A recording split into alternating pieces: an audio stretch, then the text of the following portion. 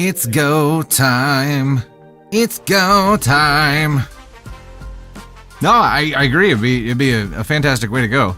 Getting everybody on board, of course, would be the hard part there. But you know, it'd be a good way to go. How is everybody doing? What is up, YouTube side? You guys already always have the conversation going before I ever show up, which is fantastic. There have been discussions about snacks already, and you're right. We are starting with the spicy story that we unlocked last Wednesday.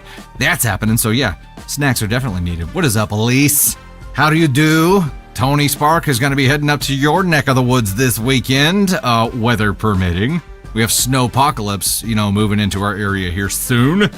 So there's that. But apparently, up in your neck of the woods, at least, you're supposed to be okay. It's not supposed to come that far north. Am I right? Arkansas, for sure. Like Oklahoma, I'm assuming all of our states to our south, our immediate south, are going to get the winter storm of the century this weekend. We're supposed to get part of it, maybe. I know super cold temperatures, really windy. The current projection that I saw was 7 inches of snow. So, yeah. What about Buffalo? Yeah, I don't know. I don't know how. Yeah, 14's the high on Saturday. Yeah, Saturday is supposed to be the worst of it. We'll see. Well, Ann, you're running errands while listening today. Minimal commentary? Well, that's unacceptable. You're just going to put us on speaker and do voice-to-text comments, and we'll just, we'll hang out with you. Pug Mom, hey, over there in Germany, hanging out with us. Thank you so much. Elise, if Tony wants to go to lunch or dinner before heading home, Honey and I are game. Hey, look at that. Tony Spark, Tanya D, a.k.a. T. Member for 21 months in the Gosh Heck Thunder crew on the YouTube side. Advantage to being home with the flu, uninterrupted Wednesday live watching. There you go. You might be miserable biologically, but uninterrupted entertainment is a big deal, right? Tiffany, Oklahoma here. We are gearing up. Also, not worried, LOL. It's like Nader season. It may or may not. Yeah. I get it. Which, it's affects me a little bit more nowadays, after taking a couple direct hits, but that's on the Nader side, not on the winter storm side. Navy and I were actually talking about it this morning about the possibility of being snowed in and how we need to make sure we're stocked up and all of those things. And she's, she wants snow. She's excited. Mimi Renee, y'all make my day so much better listening to you and your wife. I think she's my spirit animal. I think a lot of people feel that way. I think a lot of people do. And, she's distracted with Tony Spark right now, or I would bring her straight on. What? What is that? Mimi Renee says you are her spirit animal. Let's say hello to Tater. There she is. Thank you. Sorry, I was actually looking at prom dresses for... Tony got a message that says that all his troubles are over because someone wants to give him $7.6 million. Wow. Just randomly? Yeah.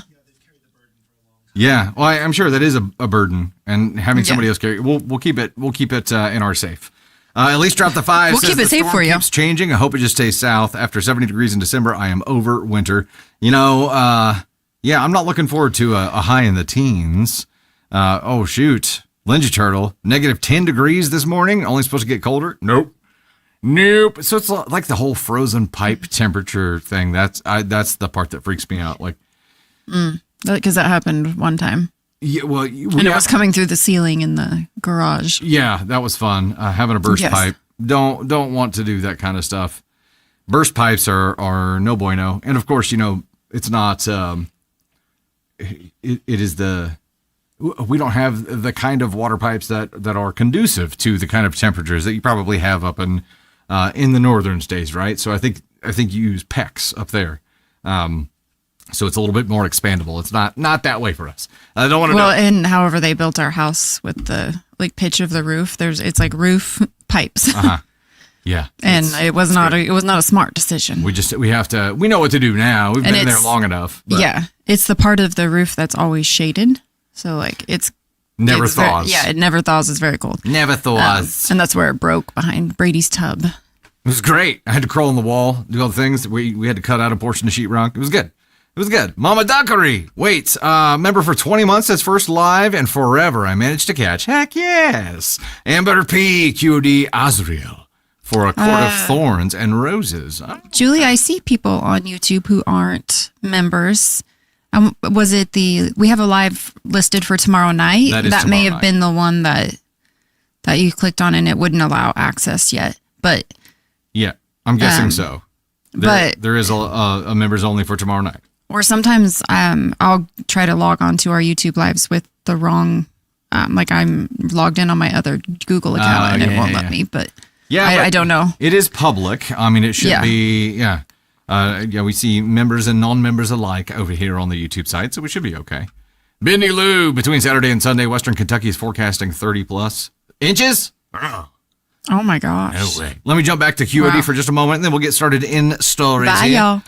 We do, as a reminder, we are starting off the show with the spicy story y'all unlocked last Wednesday. We were gonna include it on Sunday and forgot. So we're gonna include it there, and then we've got more stuff to unlock. We're already working on unlocking another spicy reward story on the TikTok side with our 4.5K bolt goal. Anna Hartman getting ready to hit a hundo on the bolts there. Daisy Dreamer with the rose. Thank you so much for that. Caitlin Pelletier, Janine Benham, Grandma Shark, Tony Spark dropping bolts.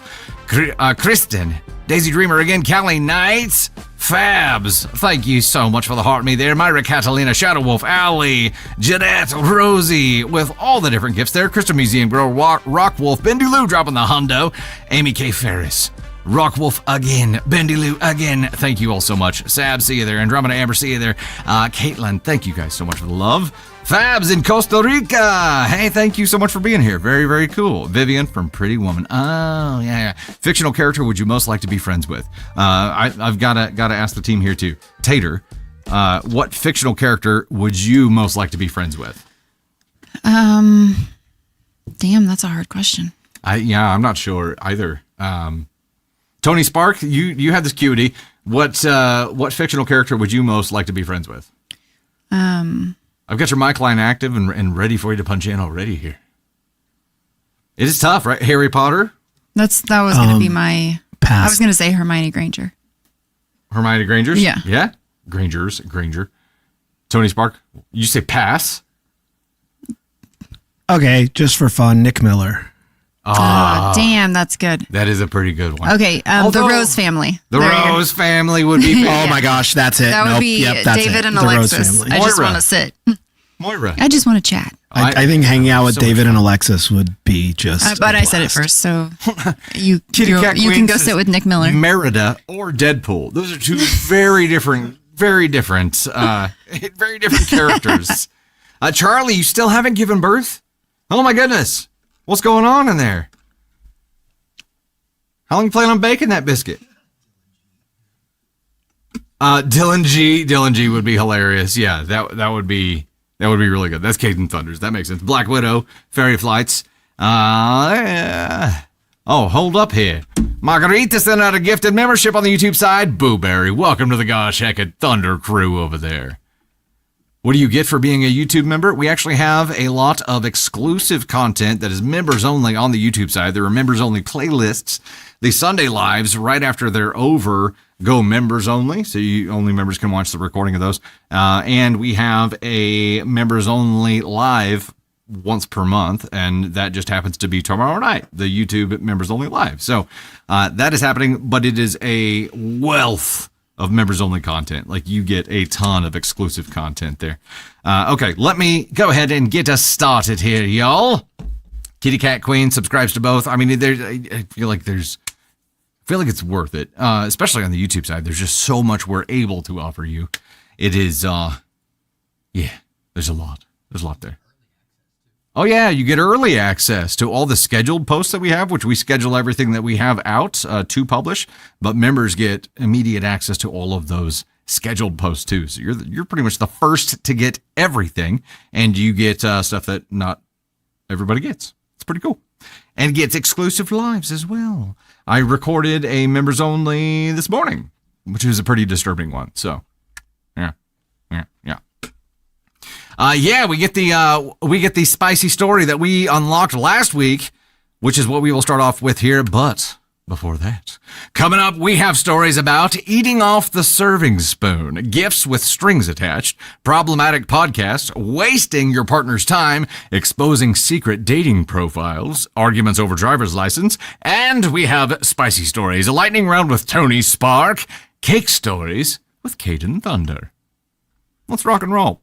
First goal on the YouTube side is 4.5k bolts to unlock a spicy reward story. Another one, not the one you already unlocked. And on the YouTube side, we have a super goal of 15 5 and up supers to start for a cake story with Caden Thunder feedback. Share goal, 15 hundo shares. We greatly rely on your shares to get in front of new people.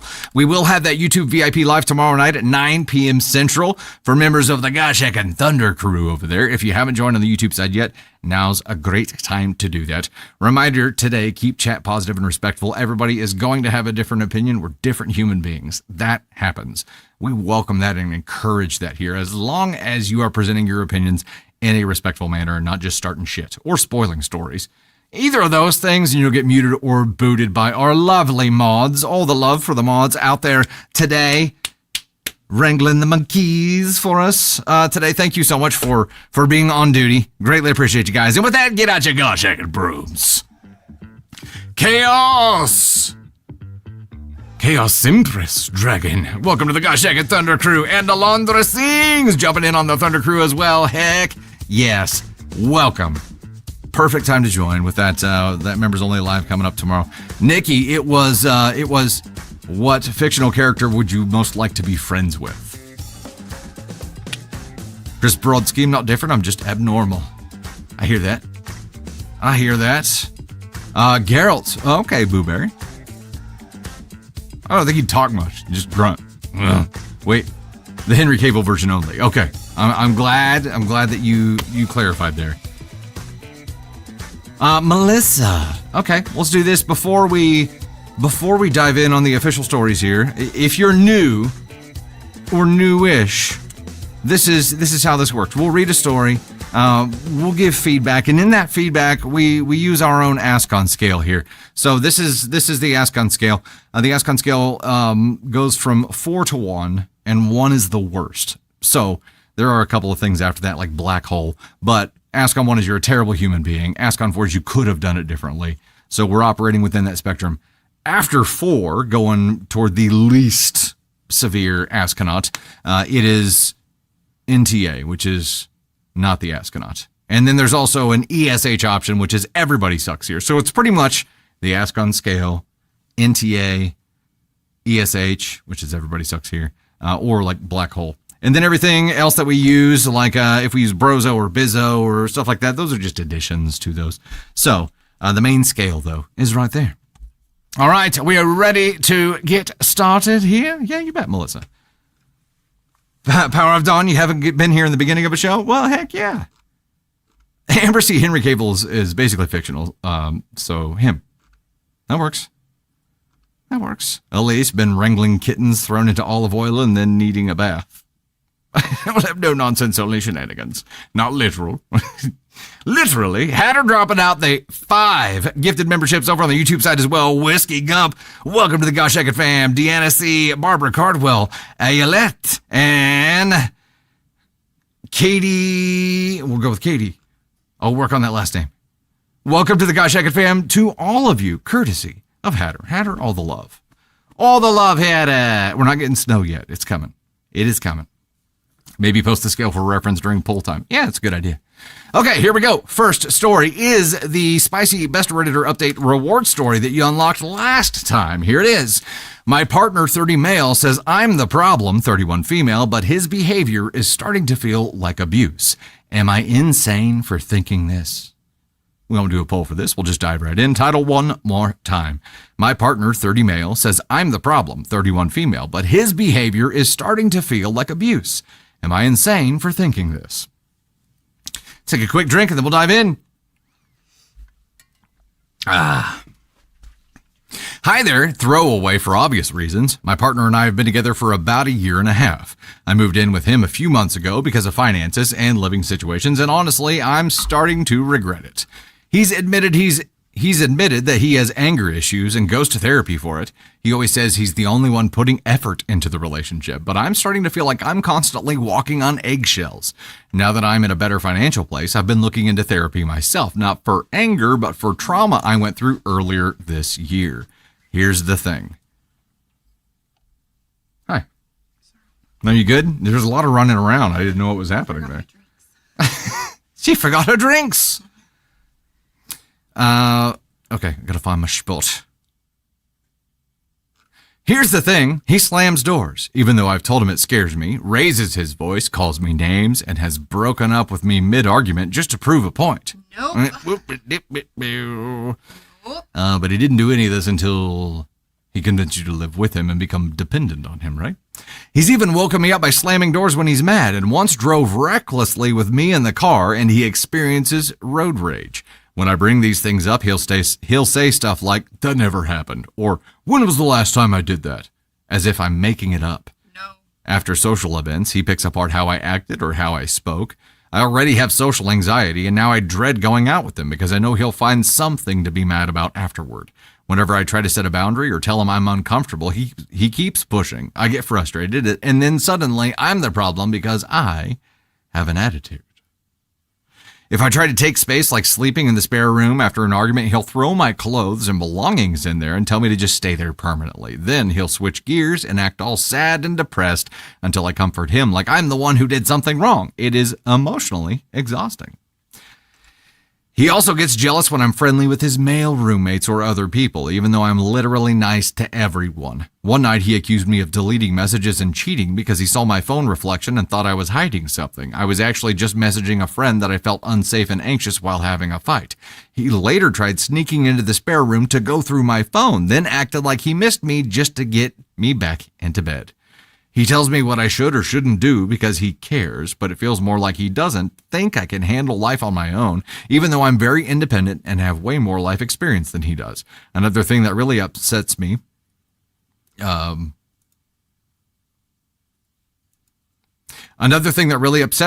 is, what does this say?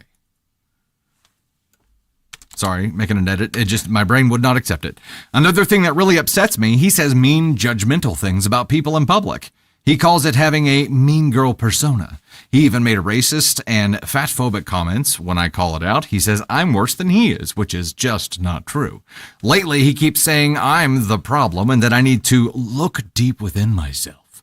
He blames his outbursts on stress or mental health, takes minimal accountability, and things will change for a little bit until they go back to how they were. I leave arguments feeling confused, guilty, and like I have to apologize for things I didn't do wrong.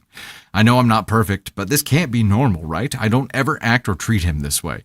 The only reason I've stayed this long is because he can be sweet. He cooks, he cleans, he's affectionate, and when he's in a good mood, things feel easy, but he's mostly in a bad mood and complains about everything that happens, even if it's a minor inconvenience, and it'll bring down his mood.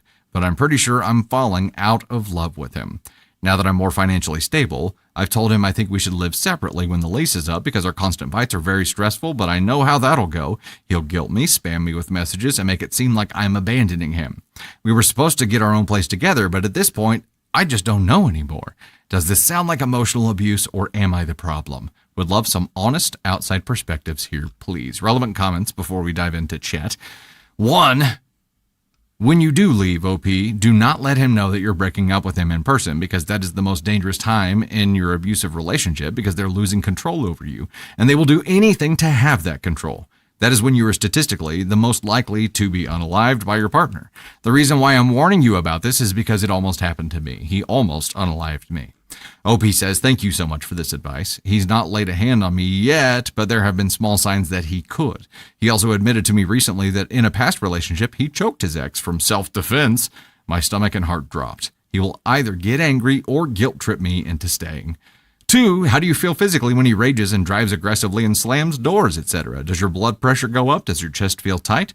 It's emotional abuse, but it's also physical abuse. It's damaging. OP says, I get anxious when I know the tension is building up even before anything happens.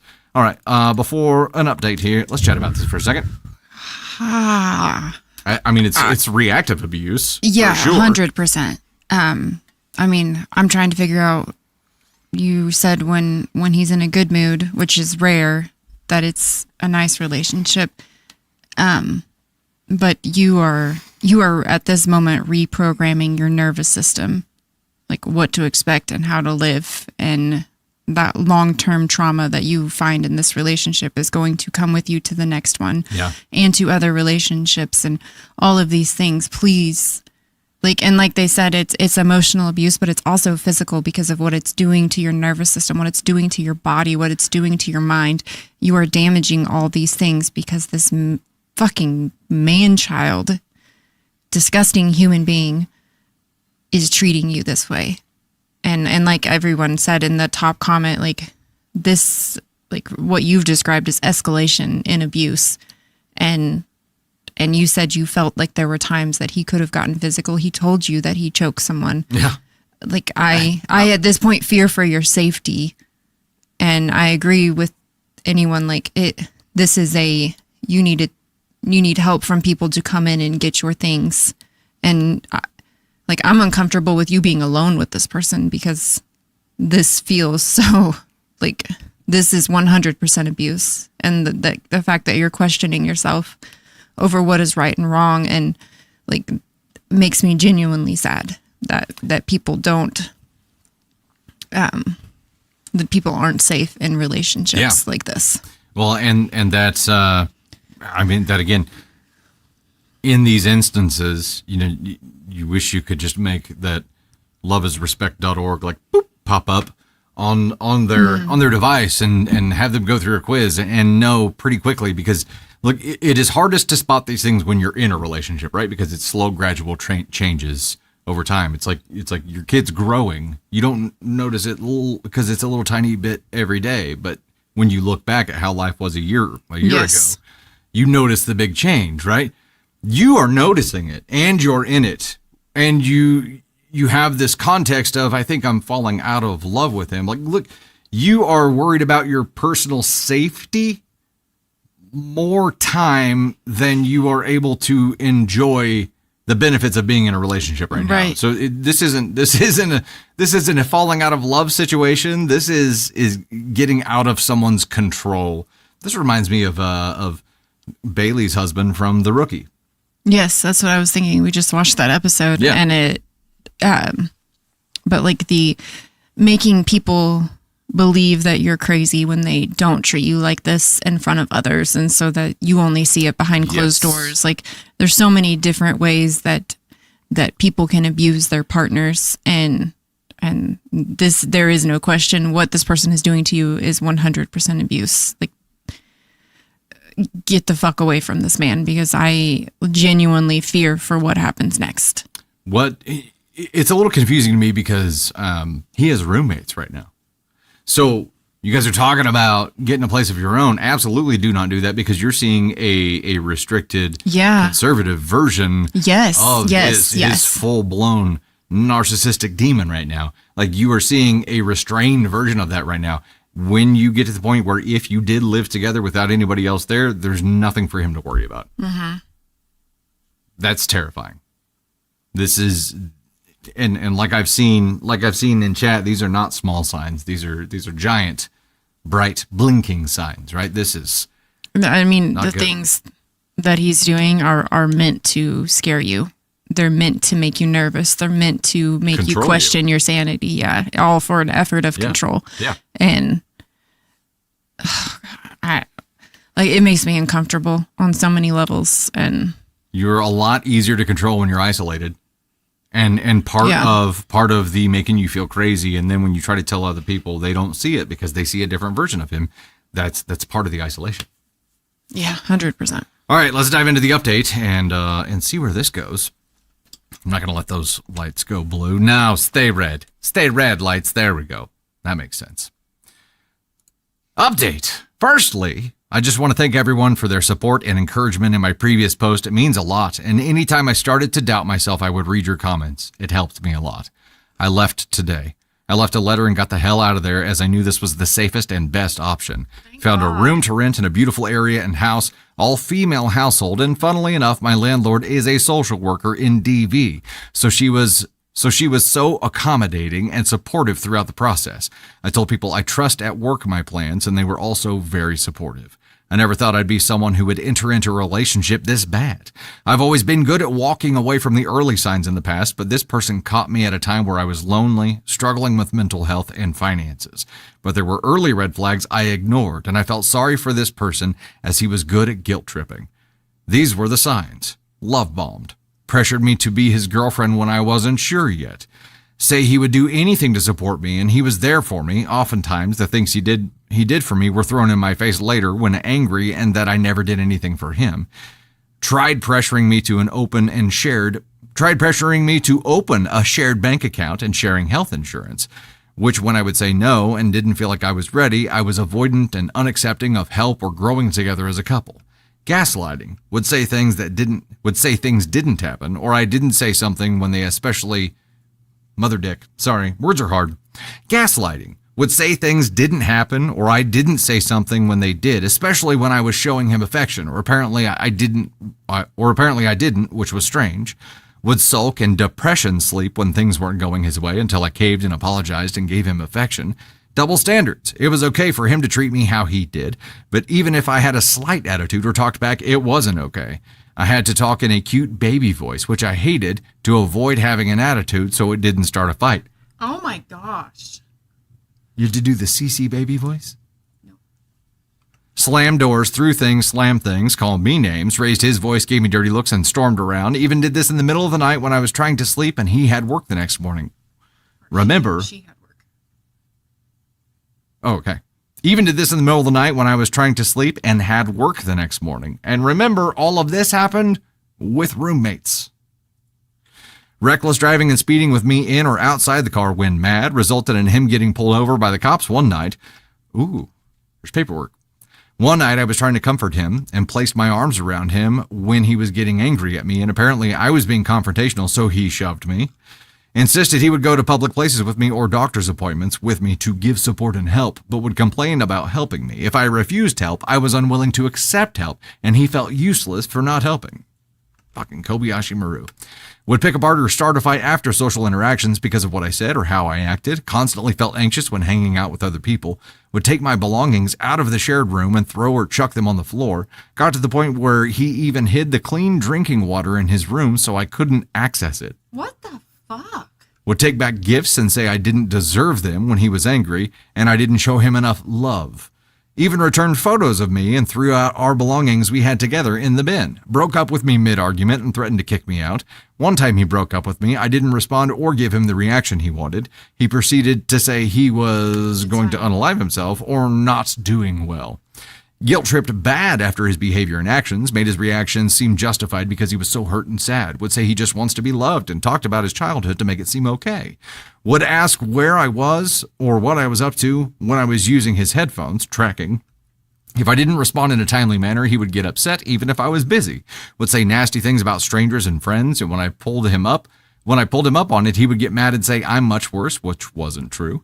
Would accuse me of cheating or make passive comments about it because I was in private with my phone. I was private with my phone because I was contacting friends and searching signs of emotional abuse, trying to convince myself I wasn't crazy. I would have panic attacks and they often resulted in my vomiting. One time he completely ignored it and started playing loud music so he didn't have to listen to it. But if I didn't give him help or attention when he wasn't feeling well, I was an awful girlfriend and selfish. If I tried standing up for myself or used logic in an argument, he said he didn't like my tone or I was being condescending. He even pulled out his phone one time to try to prove to me that I was condescending, defensive, when I was asking a simple question about why he was upset. Would nitpick, judge, pick on me, make passive-aggressive comments or tell me what to do. I would get defensive, standing up for myself or setting boundaries, and that was thrown in my face too. When I tried putting my needs first, such as taking space from arguments or needing time alone, I was neglectful, and it was always about my needs. Unrealistic expectations, demanding love and attention often, including telling me to stop working so much or would get angry if I picked up an extra shift so I could save more money, but I should have enough money by now. He worked 6 to 7 days most of the week, would go to the gym and social outings on the weekends. He even openly admitted he was emotionally abusive in his last relationship and choked his last partner to protect himself. Explain to me how that works. I don't know how true that is, but I know for a fact he choked her and got physical physical with her in a fit of rage. There are also rumors about this. If your partner shows even one of these signs, get the fuck out. It's not worth your mental, physical, or emotional health at all. Don't wait around for them to physically hurt you, because when they do, you'll be in too deep and it'll be harder to leave. I'm grateful I got out when I did, because we lived with roommates, and I cannot imagine how much worse it would have been when we got to our own place together. Thanks again for all the support. I've got a long road of therapy, healing, and returning back to the woman I used to be, but it's well worth it. I just hope he leaves me the hell alone. Stay safe, everyone. Holy fucking shit. And also because the amount of comments that I see from women who have experienced this in our chat right now, like, it makes me, it's like there's like a rage and a sadness that I can't quite explain, because the fact that it's not one comment, it's not two comments. I've seen at least 10 different people in the matter of 15 minutes say that this was like their ex. The emotional immaturity of someone that does this to other human beings, like, there's a special place in hell for people that treat their partners like this, and it disgusts me on a level that I wish that it could stop, that I wish that people, like, what someone goes through thinking that they found a partner and then realizing what they actually got, like, it's like two different people. And I'm so sorry for anyone that has been in a relationship like this, but please, like, never stop sharing your story and warning other people of the signs that you felt and that you see on the other side of it, because this is just for that many people to show up in such a little amount of time. Like, that's like an epidemic of emotional immaturity that leads to people being in unsafe relationships, because people are entitled, narcissistic assholes. Zuba, you're right. Families need to discuss these things with their kids. Absolutely. I mean, as bad as it is, this is something that needs to be taught to kids. And and if it's not, I don't even know that this is something that school could do well. But it's got to be something that you address with your kids before they become young adults and end up in these situations. I don't know how else to prevent that. How does it get to the point that it is? And also, how does someone get to the point where they are justifying treating someone like that? Like, what is the justification in their mind? Like, how is it right? How is it okay? How does it make sense to them? Because everybody thinks they're doing the right thing, right? They're not doing that trying to be evil. No, they're doing it because they've only ever cared about their well-being. Like, this man did not care about this woman. He didn't. He cared about what this woman could do for him. He cared about what she brought to the table. If she wasn't making him feel good, then he was going to make her feel 10 times worse. Yeah. If she wasn't comforting him in the right way, he was going to turn up the music, because he was making her sick to her fucking stomach, because she was puking because he wasn't treating her. Like, he doesn't care about anyone but himself. He only cares about how the world can treat him, how the world can do for him. He doesn't give a shit about who's in the position. Which means he probably had a great role model to show him what love was and what a relationship was and what this should look like, right? That's breaking the cycle of this, where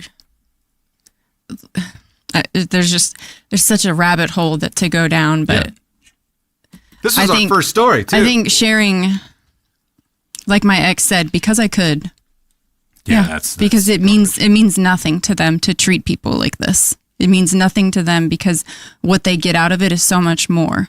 Like, it's disgusting. And I think the more that women speak about this, the more that women speak about being treated like this and share their stories, the more that it brings it to light for women who are experiencing this and coming up with solutions to make it fucking stop. Yeah. Well, and again, it's hardest to see when you're in it, right? But having someone detail all of the things that she can look back on now and say, these were signs I should have clocked. Yeah. I should have clocked earlier. I'm glad she gave us a list. Yeah. She gave us a fucking list a mile long of what this man did. One of those might click with somebody. One of those might resonate, right? And if they do, so Elise posted a comment here with a $10 super on the YouTube side. Says, if this story hits home for anyone, please reach out to me somehow. I will gladly help you find support and make a plan. I might not be able to financially help, but I will help find resources. That's Elise Newman over on the YouTube side. And Nikki, member for 21 months there, said, this is how I imagine my life would have been like had I stayed with the guy I was with before my husband. Thank God I left after saying yes to marriage. Man, like, yep. How this gets as bad as it is. And it's not always, there's a role reversal in there too, but more often than not, it is what we see here. Any human that can self-justify treating another human like this and controlling them for their own self-gain is a black hole of a fucking human. And I will press that fucking button right now. That is gonna happen. Here we go. Let's do it. This, I'm not gonna call him a man. It's a person. It's terrible. This is a straight up worst of the worst human being kind of thing. So there's that. Wow. We don't normally start Wednesday streams like that, but we had to pick up, had to make good on what you guys unlocked at the very end of the last Wednesday stream. So we got that. Yeah, and I'm by my sign name over on the TikTok side, it says I'm putting in the chat again. If you need help, please reach out to me. I can help. So many people in chat, they're with open arms to help, and so many people who have been through this but are on the other side of it, right? Which begs the question. Like, so many people have been through this or on the other side of it. So many people are there with open arms ready to help. How many people are we not hearing from right now that are here, that are in it, and either can't see it or don't want to admit it? Those are the comments we aren't seeing, right? So seriously think about this. Yeah, scared to admit it. I understand. Yeah, I get that. That loveisrespect.org might be worth a visit. Might be worth a visit. A little bit of a pivot here. Let me pass this off real quick as well. So one of them, it is roasty time. Okay, McHay dropping the 5, adding to the super goal because we need a cake story with Caden after this story. You need a palate cleanser, a sugary one with sprinkles. With sprinkles. Yeah. Now back to our regularly scheduled what? Wednesday live? Love you, Tater. Where are you going? Every time I turned, you turned the other way. It's on. It's fine. It was very toasty over here. Very toasty, and it is warming up a little bit right now as we're getting ready for a snow apocalypse. I can't. I like the jacket too much to take it off. That's right. I'll sweat. I'll sweat before I take it off. I will sweat. Okay, now we are back to our regularly scheduled show here, starting off with the normal lunacy that we start Wednesdays with, and we will rock and roll with that. Did the ghost in the bathroom mystery get solved? Yeah, so the latch in the bathroom, that here I'll bring Tater up for that. The latch in the bathroom is busted, so it's actually like reversed. If the door is unlocked, it says if it's unlocked, it says occupied. And if it's locked, it says what? Vacant? I don't know. Yeah. But unoccupied. But yeah, so we haven't had any other direct encounters. Yeah. Jesse did come in Monday, and she's like, "Who was in there?" Yeah, that's what I don't know. It is a little spooky. I did end up using it, but after the stream, but I made Dusty stand in front of the stall, and I didn't shut the door. So there's some TMI for you. I was like, just stay here. And then he wandered off to the side. I was like, I can't see you. Please stay here lest you get sucked into the ceiling or something. I don't know. The ceiling. Yeah, I've seen too many scary movies. I don't know. I'm definitely gonna put some brighter bulbs in there. I know that much. It's even got like the eerie darkness, the spooky, flickery, fluorescent bulb kind of vibe going on. Yeah. She's a Ghostbuster. We'll see. We'll see what happens. All right, we're going to dive into our regularly scheduled stories here. As a reminder, we're at 1931 out of 45 hundo on the TikTok side to unlock another spicy reward story. I don't think it'll be like that one, but we don't know.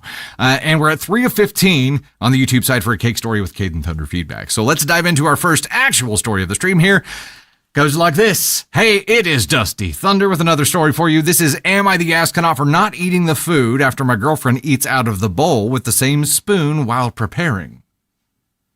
Let me read that again for you. Let's do a poll for this one. Am I the astronaut for not eating the food after my girlfriend eats out of the bowl with the same spoon while preparing? And now we're back to a normal Wednesday live. Would you mind starting a poll? Oh, Tony's on it, I believe. Am I the astronaut for not eating the food after my girlfriend eats out of the bowl with the same spoon while preparing? If I licked a spoon. You're dating this person, right? If I licked a spoon and was preparing something and put it back in the bowl, would you eat it? Yeah. Obviously. You could spit it into my mouth and it would be fine. Okay, that's a little you too baby bird for me. Like, you're going to baby bird feed me. I don't care. Yeah, it's like, what are you? I love that you love me that much. I do. I don't care. I don't know. I don't get grossed out. I wouldn't be grossed out by eating off. Like if it was just you and I wouldn't do that if I was preparing food for like people or the family. But if I'm just cooking for you and I like test something, I don't think that's a weird thing. But so here's I noticed this. Let me scroll back up for it. So Callie said ESH, and I was thinking about that for a second. I was like, okay, how? I'm like, yeah, that might actually work here, because if you were going to do something like that, the first thing you would say was, does this bother you? And we have our results there. Let's talk about our results. But the first thing would be like, does this bother you? And then if I was like, yeah, it kind of does, you'd be like, okay, I won't do that. So there would be a communication and yep, there would be some boundaries created there. All right,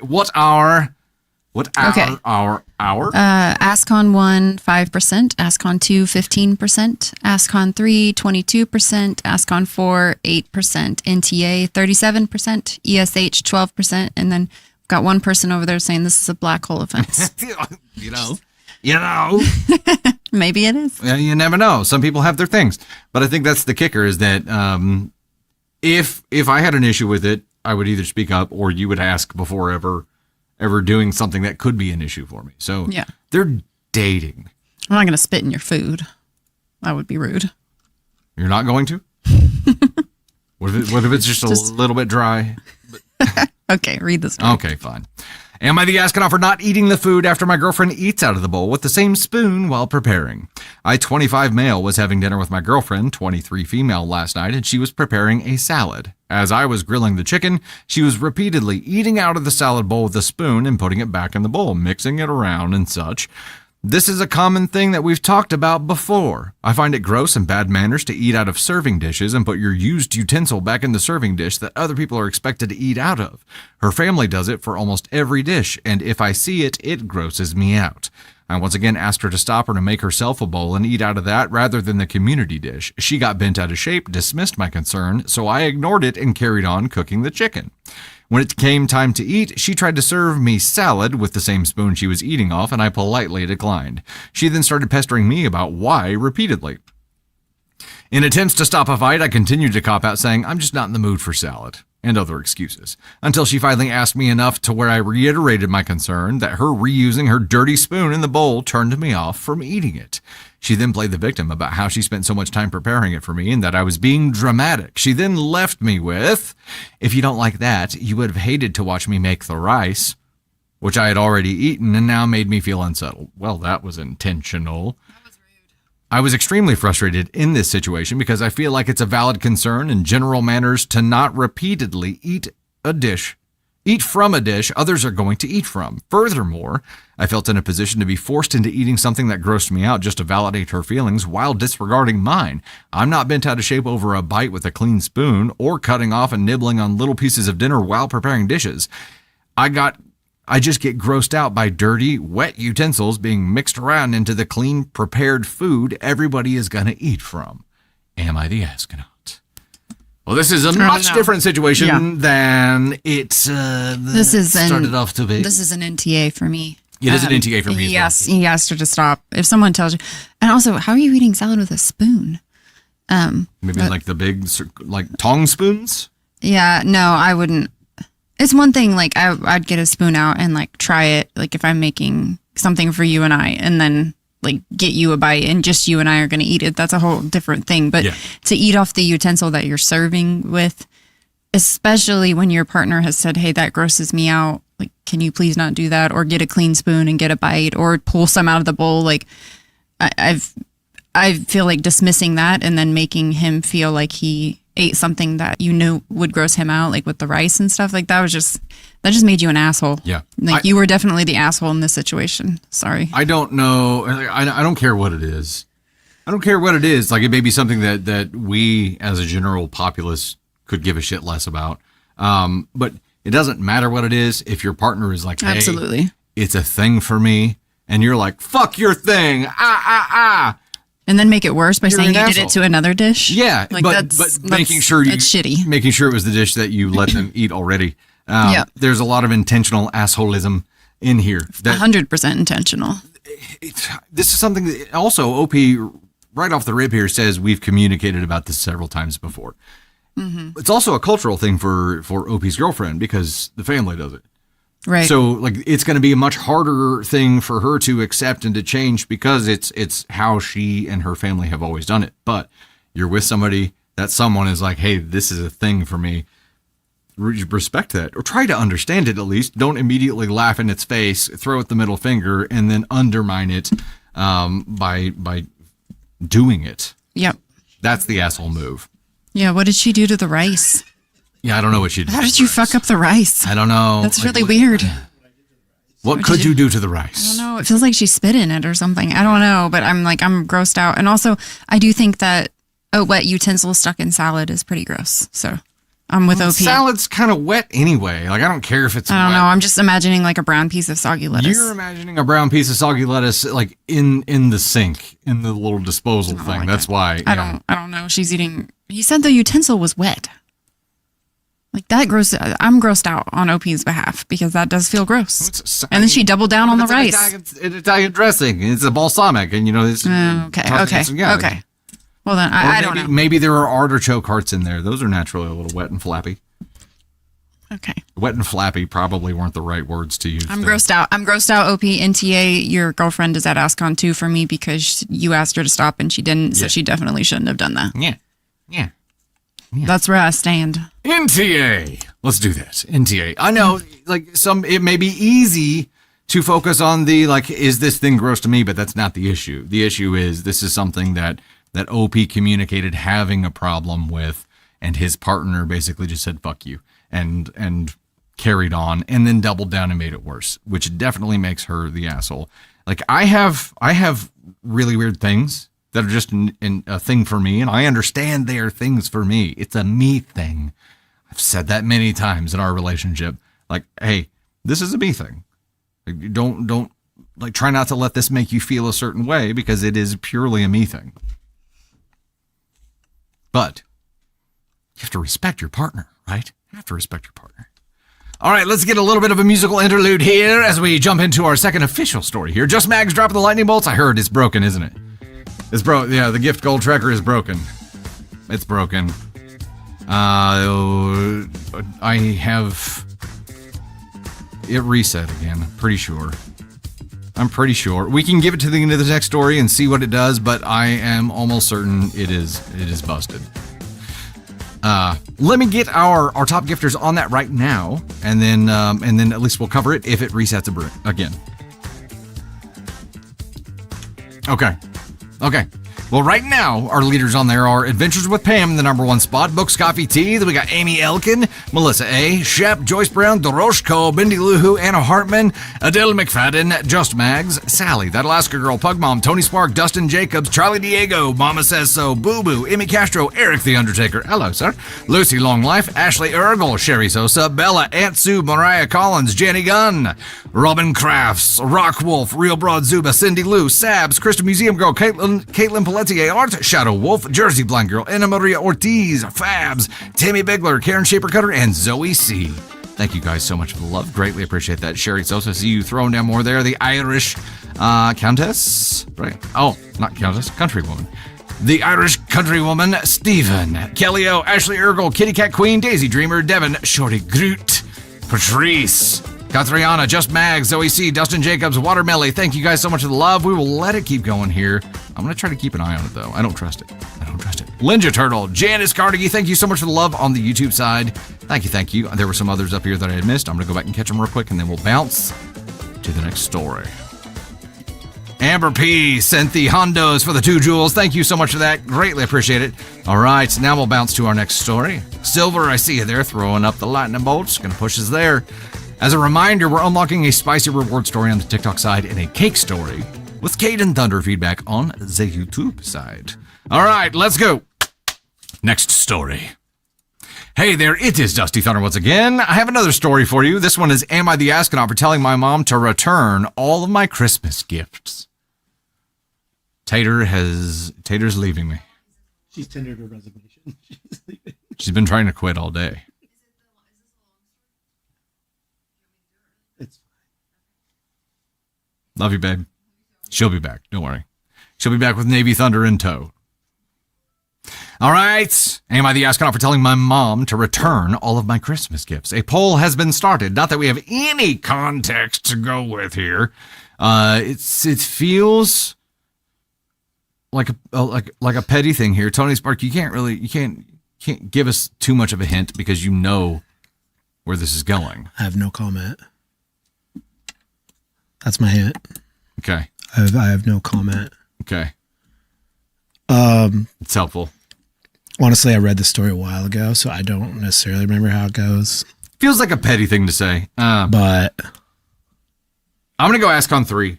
That's gonna be my guess. AskCon 3. AskCon 3.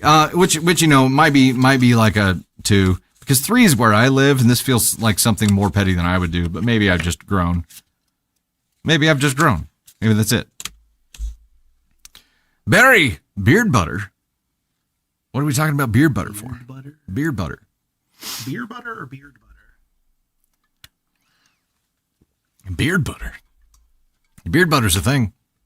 For sure. All right, we got our poll results. Would you like to read those off for us there, Tony Spock? I don't have the poll in here anymore. I got distracted. Oh, okay.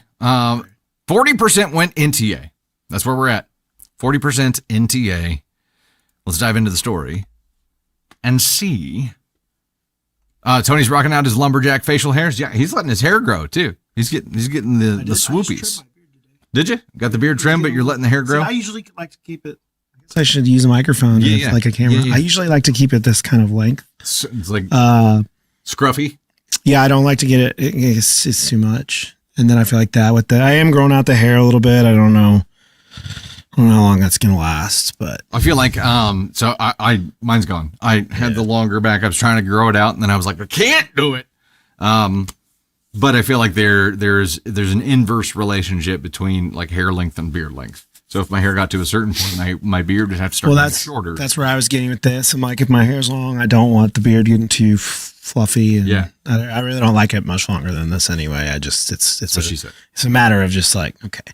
I just don't want to take the time to do it in the morning. Your hair flippies are working. Girl, see, I go with I like how it looks with a hat. If I don't wear a hat, this looks ridiculous. Let's see it without the hat. No. It looks like when I'm getting ready in the morning and like I'm getting ready before I put a hat on, it looks like a little cartoon, because my hair's not like it's kind of like flat. Because of a hat? Well, no, even like if I like take a shower and like with nothing, it's like this hair's just kind of flat, but then it curls right here. So it kind of looks like one of those old timey cartoons with like a little housewife, little swoop right there on the thing, and the like flat hair and just a little swoop. I don't know. You've got like the. Is it like that? I want to say like the fryer. Yeah, it's just like that, and then it's just all flat. So I don't know what's going on with that. So if I don't wear a hat, it doesn't look good. So that's where I'm getting to be. If I go to like a formal setting or something where it's not acceptable to wear a hat, I don't know what I'm going to do. I'm probably just cut my hair. Like I get it. So I would say this hair is going to be here till maybe, I don't know how long. We'll see. But the next gift goal will be Tony taking off the hat. It will not be Tony taking off the hat. That. All right, let's especially because I've worn the hat, so now it's really just like basically my skull with some fluff right here. Yeah, it's like you did it that way.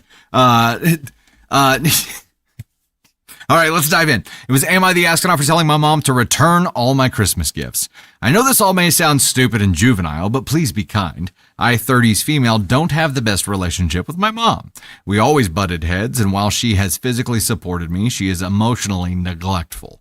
She will often dismiss my concerns, disrespect my boundaries, or just completely disengage when I bring up frustration, saying that I'm overreacting and changing the subject. Anyway, prior to Christmas, my mom asked me and my siblings what we would all like for Christmas. I only mentioned one thing, but later decided to send a list of a few other smaller items online so she had some options. The week of Christmas rolls around and we get into a few arguments. Each time I try to remain calm and express why I'm upset, but she does her standard passive-aggressive, dismiss, minimize, engage pattern. But she does her standard passive-aggressive, dismiss, minimize, disengage pattern. After some thought, I came back on Christmas Eve and calmly said, Mom, I want to say thank you for the time and effort you put into getting me these gifts. However, because you often use these things against me when you get upset, I would rather you return all the gifts. Understandably, my mom got upset and couldn't fathom why I wouldn't just open the gifts. She then asked for examples of when she's thrown things back on my face, not believing my claim. While asking me repeatedly for specific examples, she angrily reminded me of how she went to therapy for me and paid over $2,000 for nothing. What? You get blamed for her cost of therapy? I noted that right there was a specific example of her using what should have been a good thing against me. I had requested she go. I stated again that while I appreciate the gesture of the gifts, I would prefer she returns them. She let it go. Since then, she has mentioned twice that the gifts are still here whenever you want them. I reminded her of my decision and again asked her to return them. Today, she brought me a gift from a family friend and then tried to casually also leave her gifts with me too. I asked her, what are those? She said, those are your gifts. I said, Mom, I've told you multiple times now, please return the gifts. Please respect that. She walked away with the gifts, clearly annoyed with me. Shortly after, I sent her a text saying, I'm sorry. I did say thank you for the effort and time you put in, but I did ask you to return them. I would appreciate you if you would not keep pushing the issue. Thank you. It's been 9 hours and she has not responded. For additional backstory, she has a tendency to do things to help us out, but then later recants and resents her efforts. Another example is when something of mine fell from her mirror vanity and cracked on the sink. I offered to pay for the sink. Cracked the sink. I offered to pay for the sink replacement, but she refused and paid in full, months later complaining she had to pay X amount to repair the sink due to my negligence. Okay, now we can talk about this. Just Mags, thank you so much. It did hit it. Let's see. I'm going to pull that screen up. So hopefully it doesn't reset while we're going here. Yeah, this is different. This is a different situation. Did a ghost invade? No. He's got a sneeze. He's got a sneeze brewing up. Sorry. London says, my mother isn't dumb enough to ask me for examples. The list would be endless, LOL. Thank God for no contact culture. Yeah, in OP here, it seems like you are stuck in an endless loop. Like you are stuck in this, and even your attempts here to put an end to it. It's not the gift. It's not the thing. It's your mom, right? It is. Mom stinks. It is this manipulation cycle that is going to continue, and even because the gifts just exist now, she's going to continue trying to find a way to leave them behind conveniently and then use that against you. It is the classic do you a favor, which becomes a burden that I then use against you, right? It's like everything she does has strings attached to it. Yeah. And it's like, well, what's the point of doing it then? But she's using it as like to try to get what she wants out of the whole thing. But is it possible to have a relationship with somebody like this where you say, hey, I don't want you to do anything for me ever again if there's going to be strings attached?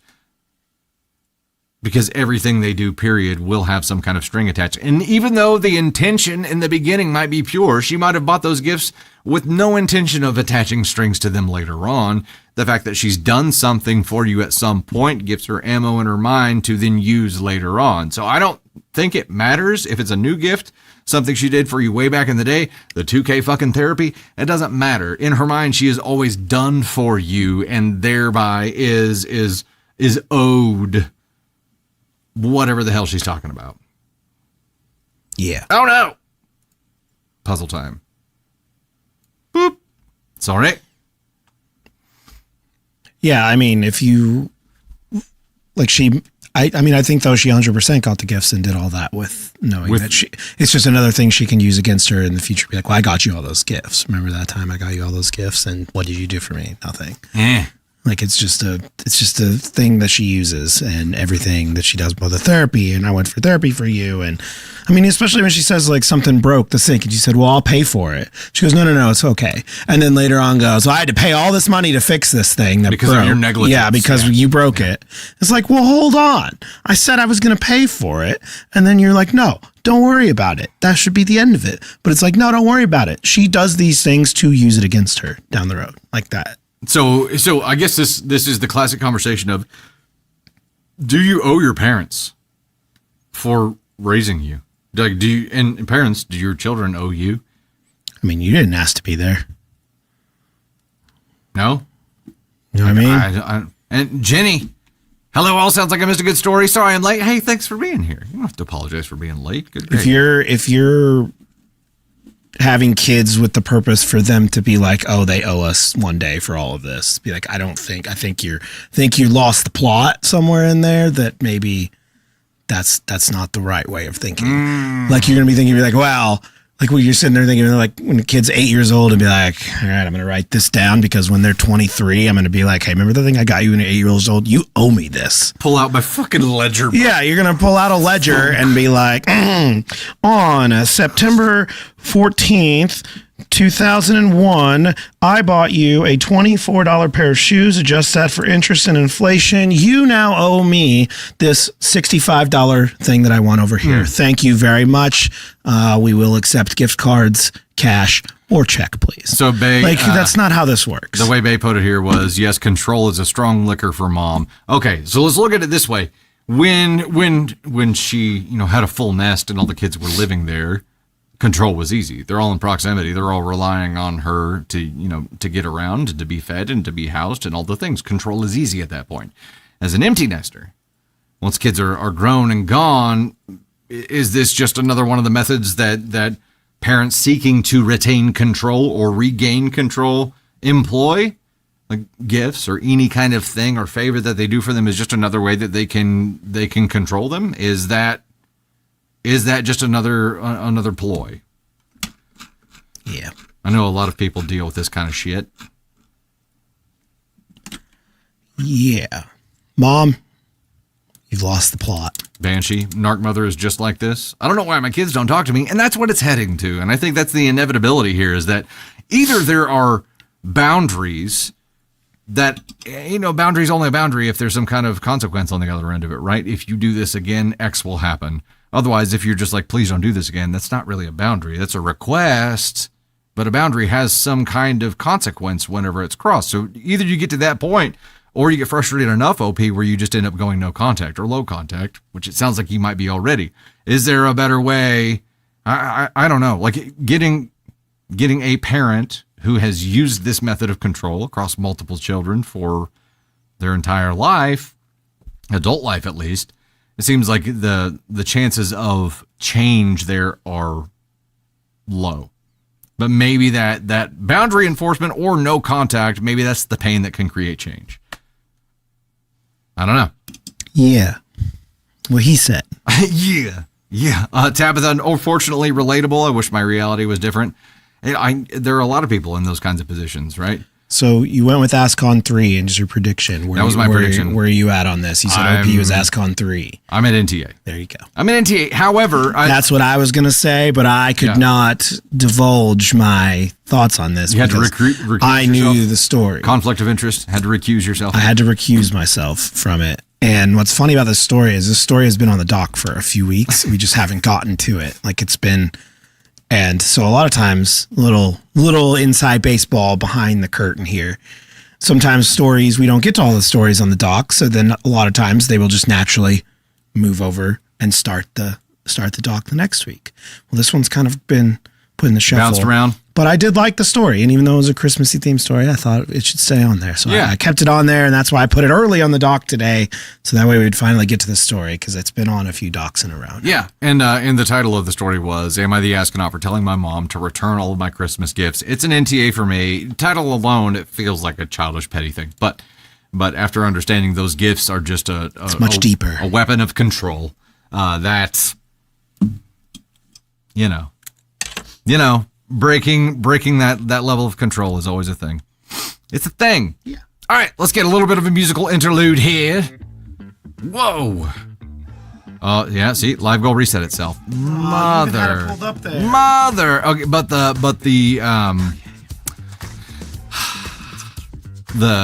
puzzle came up, so I had to close that window and do the puzzle. Otherwise, we'd stay paused. Damn. But we know we hit it. Let me get a little bit of catch up done. We'll set a new goal there, and we'll go ahead and dive into the spicy story y'all unlocked. Carabites, Foxy. Or we'll wait for Candy Thunder to get back, which should be soon. D. Thompson, Fane, Angie Laird, Bailey Chapman dropping the 75 bolts. That Alaska Girl, Shadow Wolf, B. Quicks. Sorry, I had to expand my chat window to see the whole name. Katriana, Jax, Overkill Mill dropping the 400 bolts. Adventures with Pam, Pink Piper, Life with Lala dropping the 641 plus another 92 there. Hey yo, thank you so much. CT Civil, that Alaska Girl dropping the 159. Squid, Devin Shorty, Ames, Melissa. Thank you guys so much. Rock Wolf, see you there too. Thank you. We have unlocked the spicy reward story. Let me set up a new goal right meow. What is that spooky noise? New goal getting set up now. The next one we're going to unlock will be Lightning Round with Tony Spark. Lightning Round. I love Lightning Round. Lightning Round is so much fun. I kind of feel like we need to do more Lightning Rounds. Not getting ahead of ourselves. Also, there were some requests, but they're short stories. Okay, but they're not. You know how many you have to go through to find those short stories? No, I don't. Yeah. I know. Yeah, you don't know. You don't know, Mr. See, this is the typical, this is the talent over here. He's like, well, just make more stories. Let's have like 5 lightning rounds per deal. Yeah, that means 25 stories. You know how many stories you got to read? You know how many stories Candy Thunder and I have to read for one to appear on the dock? 10. I was going to say that range, 5 to 10 stories for each one that's on the dock. So there are 6 regular stories, a spicy story, a cake story, and 5 lightning round stories on here. So that's what? 14 stories on there? Did I do the math right? 13 stories? I'm not a math guy. That's not going to bode well for my ACT that I got to take coming up here pretty soon. 3. Oh, that's right. You do have to take the ACT. Yeah. 1, 2, 3, 9. Yeah. So all of those, you have to do all of that. And so you're just like, oh, let's find the little short stories for lightning round. It doesn't just happen that way. I understand. And it doesn't just happen that way. I have a deep respect for the amount of work that goes into the production of the show. And I have the easiest job it's out of anybody that's related. Right. Oh, I really do. You don't have the easy job. It's difficult because we couldn't go up there and do that. Whatever. Dusty would lose his mind if he had to read all these stories and try to pick one and try to do it. It's a lot. It's a lot. So be grateful and happy for your one lightning round. Be grateful for your one lightning round that you get. I am grateful. Because but I want it's more. A lot. I want more. Now, and what's then, it now? you know, you got to put the right amount of stories on there because sometimes you read faster, sometimes you read slower, sometimes you talk longer on a deal. So sometimes I'm scrambling at the last minute to find a story. Sometimes, you know, it's a whole thing. You could just be like, let's have more lightning rounds. Okay. I understand it's not a simple request. Okay. I would like to rescind my request for more lightning rounds. Yeah, the gift thing reset. So now we've set up a new one for figure hearts that will unlock the lightning round. The only lightning round of the day. And the only lightning round of the day. And we'll have to keep an eye on it because it is resetting itself again. You know, nothing's ever really truly fixed on that side. Okay, so it is spicy reward story now. Yes? No? That's for when Candy Thunder comes back. I'm kidding. Just kidding. All right. Now I'm to the right one here. Yeah. A little bit of catch up. While before we jump over there, Bethany, Caden Thunder does the majority of the editing. Pretty much all the editing. Yeah. I really do have the easiest job. But, you know. Elise, I'm responding to you and it's going to say Candace, but it's really me because I'm on her computer. The crowd is demanding more.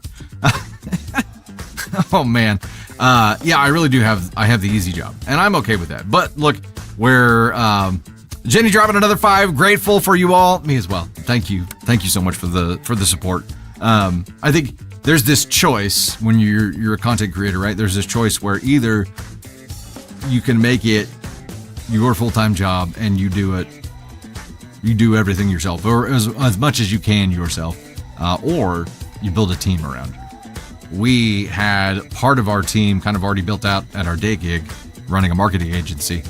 So we brought Caden Thunder on, who edits my face and voice all day long. I'm really sorry about that, but chose to build a team rather than have this be an all-day, everyday thing.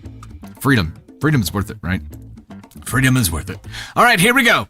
Diving in right meow on our next story, saving the spicy reward story for when Candy Thunder gets back so she can give feedback on that too. Hey there, it is Dusty Thunder once again. I have another AITA story for you. This one is, am I the astronaut for getting upset with my friend and employee?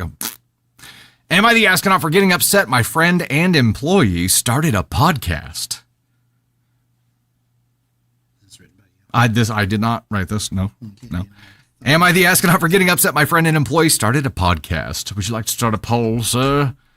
Poll? Bethany, yeah. My son, Caden Thunder. He does the editing. Poor guy. This is like when, is this how you felt when Candy Thunder and I thought we were going to start our own podcast, and then we realized that we couldn't do it without Dusty Thunder. Thunder and Spark was going to be me and Candy, and then we were back there for one 20-minute test. We did one 20-minute test podcast, and then we were like, maybe you just want to come on the first episode with us, and then we were like, don't leave. I was supposed to be there just to help kind of shove the boat into the water. Elise says, new teaser idea, Tony and Candy scrolling stories and the crowd chanting more and then finding more, then advertise the lives at the end of it. I think it's a damn good idea. And it's a good BTS. Not Elise over here wanting more. We just gotta make more video. All right. Don't worry. We'll 10 seconds on the poll. 10 seconds on the poll. So we've got some ESHs. We have some YTAs. You got it pulled up? All right. Look at that. Look at that. Am I the astronaut for getting upset my friend and employee started a podcast? Results are in. The results are in, and it is NTA at 41%. ASCON 3 at 22%. ESH at 13%. ASCON 2 at 9%. ASCON 1 at 7%. Okay, I'm at NTA because right now, ASCON the title alone, this is only getting upset. Can't be an asshole for feeling something. Now, what you do with that upset feeling could very well make you an asshole. Let's find out. Here we go. Am I the astronaut for getting upset my friend and employee started a podcast? I, 43 female, own a class-based gym. I run pretty much every aspect of it, in addition to coaching the majority of the classes. I have 4 coaches, all 40 to 50, that have become my closest friends through the years as well, and feel very blessed to have built these relationships, but they are very, very part-time. All but one of them coach 2 hours per week as opposed to my 10 to 12, plus the rest of the biz load. I ask almost nothing of them aside from coaching classes. One thing I have asked for over and over, though, is for interaction with our social media. It literally takes seconds, and they never do it. I can't help but take it personally. I pour so much of my time and effort into every aspect of the business, and my own employees won't take a few seconds to just share a post. I just accepted it at this point, and like pretty much everything else, try to do it on my own. We have one female coach, I'll call her Sarah, 40, and recently she is always contradicting me on advice I give to members on nutrition, something else I do, nutrition coaching. Sarah is not certified in any type of nutrition coaching or education. I am. But she is a better athlete than me. And one of those genetically blessed people who naturally has super low body fat, thus always has a six-pack. I have more muscle mass. I'm considerably stronger than her, but no six-pack. I'm lean. My muscles are defined. My arms are vascular, and I'm definitely jacked.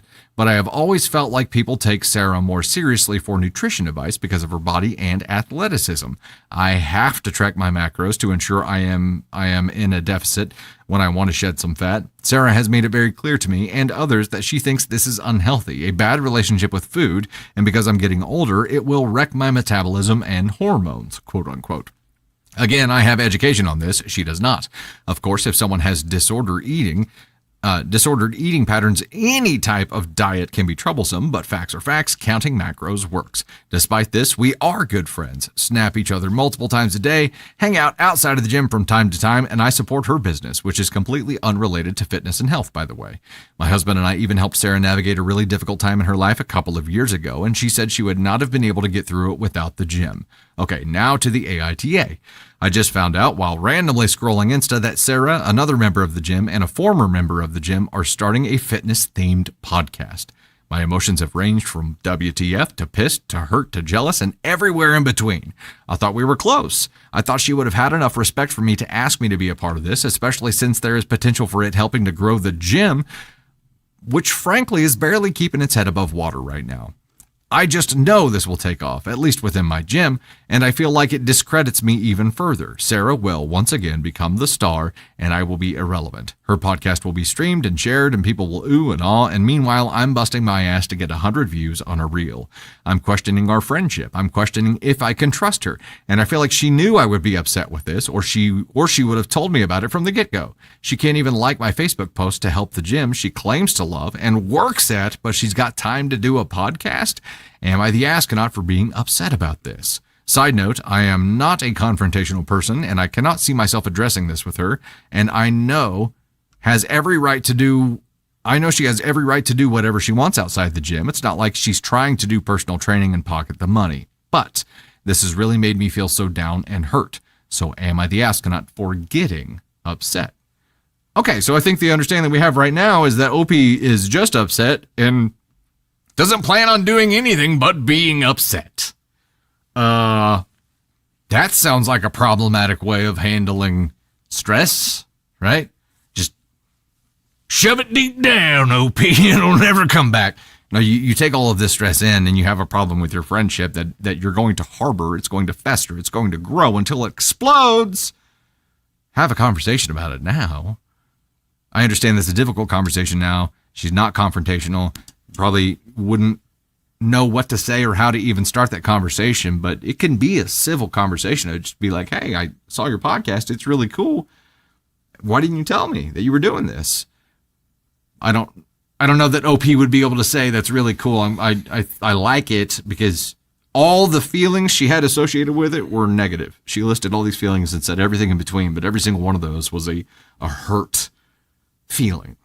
Well, and also somebody on TikTok said that OP said they disagree on a lot of stuff. Yo. And so maybe that's part of the reason why she didn't ask. But one of the comments on the Reddit post was asking OP if she was upset that she's having a podcast, or are you upset that her idea, you didn't want her to become become the authority on something, right? Yeah. Like it doesn't you didn't want them to be viewed as the professional on something, and there's some jealousy there of that.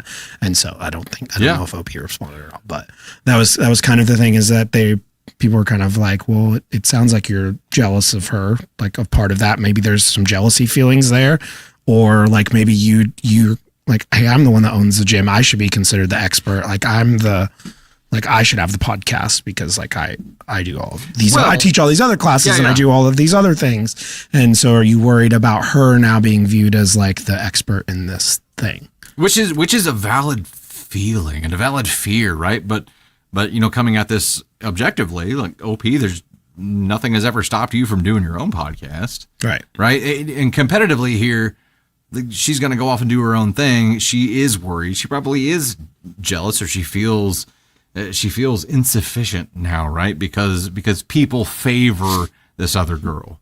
just automatically favor her. So there is that fear driving a part of this too. There is that insecurity driving a part of this too.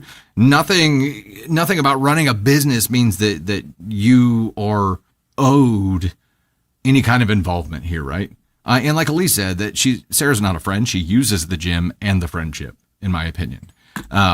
But she has no respect for OP's knowledge and training. So I think that's part of why OP's upset is like, you work there, but you don't put any effort into helping support the gym. And if she actually was worked there, does she like, I'm assuming she gets paid to teach those classes that she does. If she doesn't, like, you're an employee, like, hey, share a Facebook post. Like, that should be, if your boss is telling you to do that, maybe you should do that. Maybe it's a passive aggressive thing on Sarah's part, that maybe she doesn't do that for a reason, because she doesn't agree with OP and some of the things that they do with that. And maybe that's why now she's like, I'm going to do my podcast. I'm going to do things my way. Like, I don't have to be under that.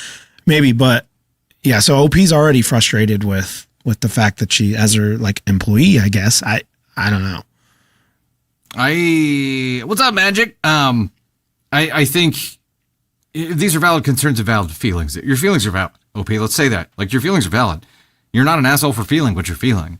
What you decide to do with them could make you one. So like, think it through. I do think having a conversation would be a good idea. But you have to also examine this and understand that this could just be a business relationship to her, right? You could just be an employer. She could be friendly with you because you're her employer. And that's that. Like, and what she's doing, she could be doing to try to build up her persona to be doing personal training outside of the gym. Like, that could be that. And it hurts to see something like that happen, but shit like that happens. And you now know more about this person. And I agree with so many people in chat have mentioned this, and you mentioned it as well.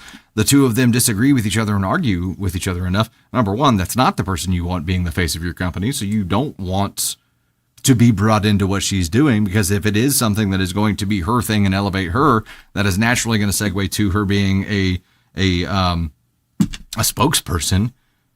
You don't want that at your gym, because this is somebody who doesn't have the same beliefs health-wise that you do. So maybe this is a natural separation happening here, and I understand, though that would lead to some hurt feelings too. Which is probably could be one of the reasons why she doesn't share posts on Facebook. She doesn't do any of that because personally she doesn't agree with some of that stuff. But at the same time, means to an end. There's that weird thing of like, you work at the gym, don't you want the gym to be successful so you can keep doing that?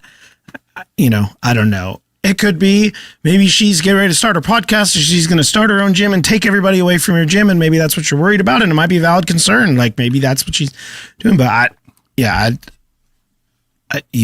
think that, like, I think that you couldn't have had a podcast together probably because you disagree on everything to begin with. So like, that's probably why she didn't ask you. Should she have maybe said something like, hey, just want to let you know, I'm thinking about starting a podcast. Like, hey, maybe she could have had her on sometime and they could have argued about things. That makes for good podcasts when, you know, people have, you know, different opinions and stuff like that. But maybe having one together, and then would OP have tried to take it over and been like, this is my podcast, I'm the one with the gym, we need to do things my way. And it was like, well, that's not how that goes. That sounds like good content. Yeah. That as long as that argument happens on camera, it sounds great. That's what we're going to start doing on Thunder and Spark. We're just going to start arguing about everything. Sounds like Selling Sunset, or one of the shows I can't watch because it's just people talking over. We just arguing about which Grinch movie's the best. I can't. That's not entertainment to me. That's just fucking stressful. Yeah, there are all kinds of potential problems here. I understand what you're feeling. Like Dylan said, I used to own a gym. That would suck, but unfortunately, it's just something you're going to have to get over. It's something you're going to have to understand. And one of the hardest things I think to grasp as a business owner is that your employees, your team, they aren't going to care as much as you. It's mathematically impossible, right? Like, you have taken all this risk. You've made this your venture. You made the plunge. You did all the things. Like, it is not the same thing to you as it is to them. And you have to be okay with that. You cannot expect everyone in there to care about it and to make it their baby like it's your baby. That is an unreasonable expectation. That was hard for me in the very beginning. Like, that was really hard for me to understand how people didn't just obsess over this thing. But you have to understand that there are a lot of downsides to being a business owner. There are a lot of isolating, lonely things with being a business owner. Luckily, Candy Thunder and I get to walk through all those lonely things together. So that works out pretty well. But this is an NTA because it is what you're feeling, right? You agree with that? Yes. It's very dramatic. Well, I think it's like what you said. I think it matters where you go after this. Right. Yeah. Like, where do you go from here? Like, if you start like, I don't know, reporting her podcast or, doing shit to, discredit her and do all of that, then that makes you then that's a whole different conversation. But you can't be an asshole for feeling things, right? And this is how you're feeling. Like, maybe, I think at some point you should just have a conversation with her and be like, it'd be with conversation. I get you're not confrontational, but like have a conversation and be like, listen, I know you're starting a podcast. Like, I think we could have maybe done one together. Like, I'm a little curious why that. And like, why don't you share the stuff on Facebook? Why don't you like have that conversation? Especially if she's actually your employee. Like, I feel like some of those things you should have a conversation about that. Yeah. For the record, I share our posts on Facebook a lot. But we have no expectation of our team. I share our posts on Facebook a lot. Do that if they not every one of them, because to be honest, sometimes I forget. But I share a lot of them bro. Because we make some cool things. So I like that. We do make cool things. Yeah. All right, we'll move on to our next story here. And also Jinx. That was Jinx. Go ahead. Sorry, your also is probably. No, you go ahead because mine will. Somebody in YouTube asked if she said, is Tony a lot younger than what I think he is? Or is he? So being nosy here, is Tony Spark just a lot younger than I think he is since he's just now taking the ACT? Yes, I actually am looking forward to graduating high school this spring. TBD of where I'm going to go to school. I've got the whole world in front of me. I'm looking forward to graduating high school and seeing what the world's all about. No, I finished last in fantasy football, and the punishment was I have to take the ACT. So I was told the longer hair made me look younger, but I didn't know about high school just taking the ACT. But hey, I'll take it. It's the short beard. Yeah. When's the last time you took the ACT? High school. That's probably junior in high school. So 17, 16. Wow. A long time, not that long ago. 10 years ago? Easy. It's 2026. Easy. Bro. Easy. Yeah, it's more than 10 years ago. It's longer. Do you remember what you got on the ACT last time? I do remember what I got. That's not a discussion for public terms. No, I got a decent middle of the road average score. I got into any of the schools that I wanted to go to. That's awesome. It's not hard. It is a difficult test. I'm not looking. That is a crazy punishment. Isn't it? It is. Yeah, I'm not looking forward to it, and I have to try. I can't just fill in bubbles. I have to try. Why, Dylan? I don't necessarily have to get. Originally, it was not determined that I had to get a certain score, and now they're trying to like change it and be like, you have to get this. I'm like, hold on, that was not specified. So, I don't know. When's she taking it? Yes, has she scheduled it yet? That'd be so funny. No, I haven't yet. I have to look at the dates and schedule. And then, not to mention, then they're going to take the rest of the fantasy league is going to tailgate in the parking lot while I take the ACT. Nice. So they can wait for me to get out. That's fun. And then I have to publicly share it with them. They have to know what it is. And then they're like, if it is below a certain score, I'm going to have to like wear a dunce cap or something. I don't know. I don't know what they're going to make me do. But like, I'll be honest. I feel pretty good about the English and reading part of it. It's the math. It's the math that is going to just... Well, the science is an add-on now. I know, but I know. So the math and science is where I go, but the reading and English part, I think I got that from the SAT. Taken care of. So then they were like, oh, we need to do the science add-on. I said, no, you guys said the ACT, the basic ACT is the math, reading, and English. So I'm going to do that part of it. And they're like, it's only $5 more to add on the science. And I'm like, no. It's not the dollars. It's not the dollars. Yeah. That's the point. It's not the dollars. So I think if I can just do exceedingly well in those two areas, it will offset some of the math. Quantum physics questions. I know. Caden, I've taken the ACT. I know. It's terrible. It's different now. The science is bad. I know. It's different now. Okay. I have taken it twice in my life. So this will be the third time I've taken it. I did too. My score went down the second time I took it. My score, because I didn't study, went up the second time, and I took it hungover. So I highly recommend taking it hungover. I might have to be. I don't know. But I think it would actually be, I need to know when Ava's going to take it. I think it'd be really funny for us to go take it together. I think it would be hilarious. She'll have a test buddy. Because she'll probably be like stressed and like study and nervous about it. Yeah. And I'll just be like, Not at all. God damn it. I got to do this. Coming there with the booze. I know. And I'm actually a really good, coming out your bones. I'm a really good test taker though. Like I don't get nervous. I don't like, so I can go into tests having not like studied a lot, but I can do pretty good. What if the test is asking you to choose between items on a menu that you've never seen before? Well, fail. All right, let me get a Okay, goodbye. And hey Tater. Okay. Hi Navy Bear. We're at 870 out of 2,500 for lightning round 2 coming up soon. So If it lightning hasn't round, reset itself. I don't think it has. Okay, let me get a little bit of catch up done on the TikTok side over there. Sydney, Pugmom, the Irish country woman, Allie, Rockwolf, Kayla, Doroshko dropping down the figure hearts as well. Irish country woman dropping all kinds down. Rockwolf again, Magic dropping the heart me. Linda, Adventures with Pam, Jennifer Nesbitt, Debbie Cook, Rockwolf, Debbie Cook again there, Mo, Buttons, Aunt Sue, Bree, Allie, Twilight. Thank you guys so much for the love. We got Michelle with the 322 finger hearts. Heyo, Devin Shorty Groot, Dommy Mummy, Devin James, Allie, Mariah Collins. Thank you so much. Greatly appreciate all the love.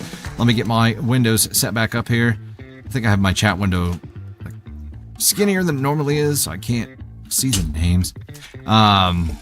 Notes. It's going to be a little bit of a different version of like the SAT, basically, the ACT. My mic is going in and out. Terabyte? What? That's not good. Is that happening to anybody else on the YouTube side? Might have been when I was just further back from it. We have back in the saddle here, Tater Rooney. I twisted my back getting into the chair. I'm like, oh, I hurt my back. I think it was actually when I tried to scoot it up. Oh man, I scooted too hard. It's always like the most mundane things that end up injuring us. I know. Yeah, I told you the other day I was here with Navy Thunder and threw my back out like going pee, but I had like lifted my foot to flush with my foot, and like as soon as I did that, I'm like, back spasm. I'm like, come on, man, what is it? What is the deal? I'll be all right. Welcome to old. I know. Like I was like, I did the scoot, and then I was like, oh man. You did the scoot. Oh man. I tweaked too hard. That's a classic move for your. You do turn a very special age this year. It's fine. Totally fine. 28. Yes, 28. I can hear my Diet Coke, like the pops.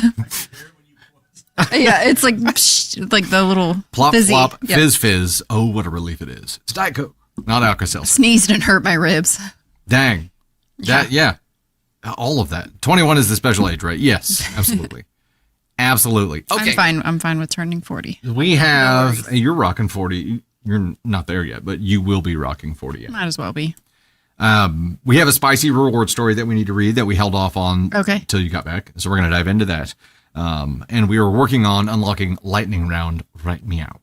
We're at 5 out of 15 on the YouTube side for another cake story, or for the first cake story of today. And we are close to halfway on the finger hearts for the lightning round. So we have the spicy story to dive into. Are you ready for that, Tater Rooney? Yes. Let's do it. I'm going to hit the button. Okay. The official spicy story button. You like it spicy, huh?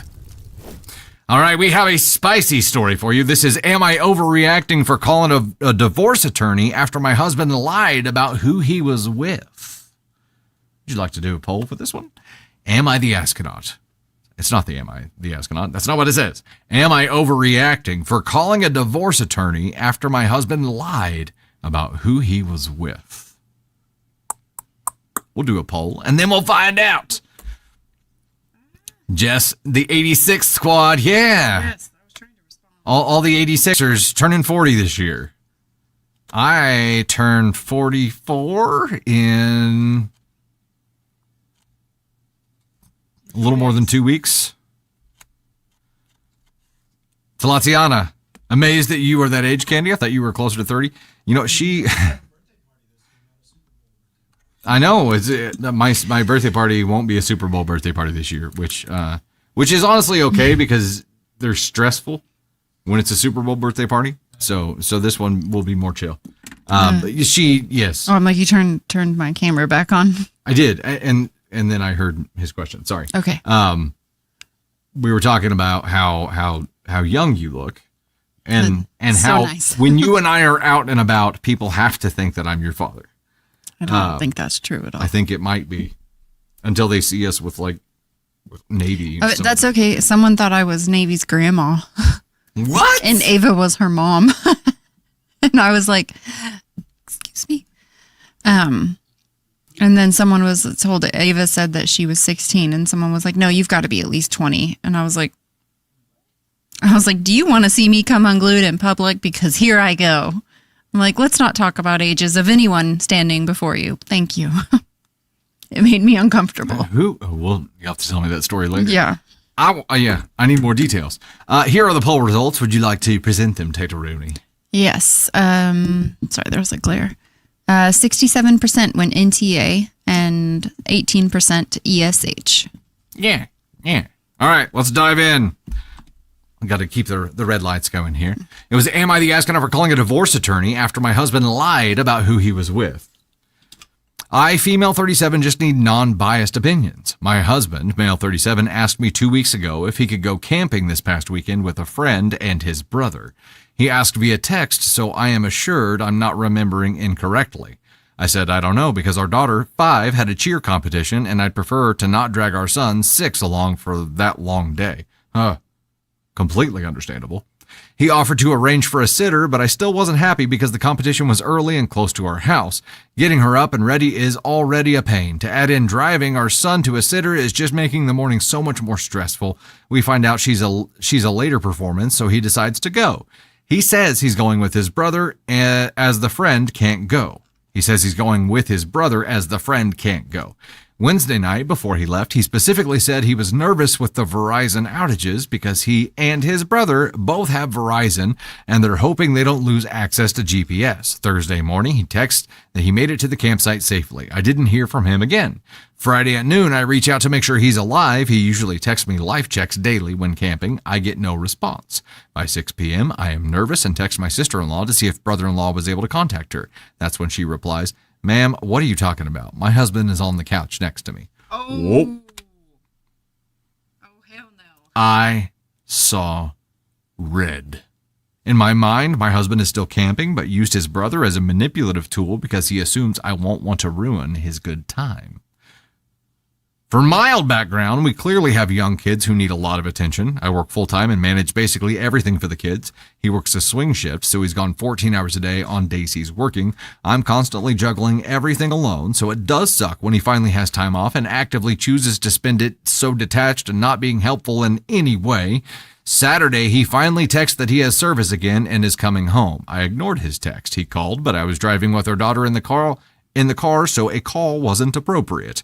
When I could, I texted him, calling him out on his lie. He doubled down and said he didn't lie. It was a change in plans because by the time he knew our daughter's start time was late enough that he could go, it was too late to invite his brother. It's now Monday. He's been living out of our basement or at work, so he has not tried to talk to me at all and instead is taking the stand that he's mad at me for being mad. In my opinion, he lied to me. He manipulated me. Instead of apologizing when he was caught, he doubled down and he's using my anger against me. The fact is, I no longer can trust him and contacted an attorney. So, am I overreacting? Relevant comments. 1, he's a medic.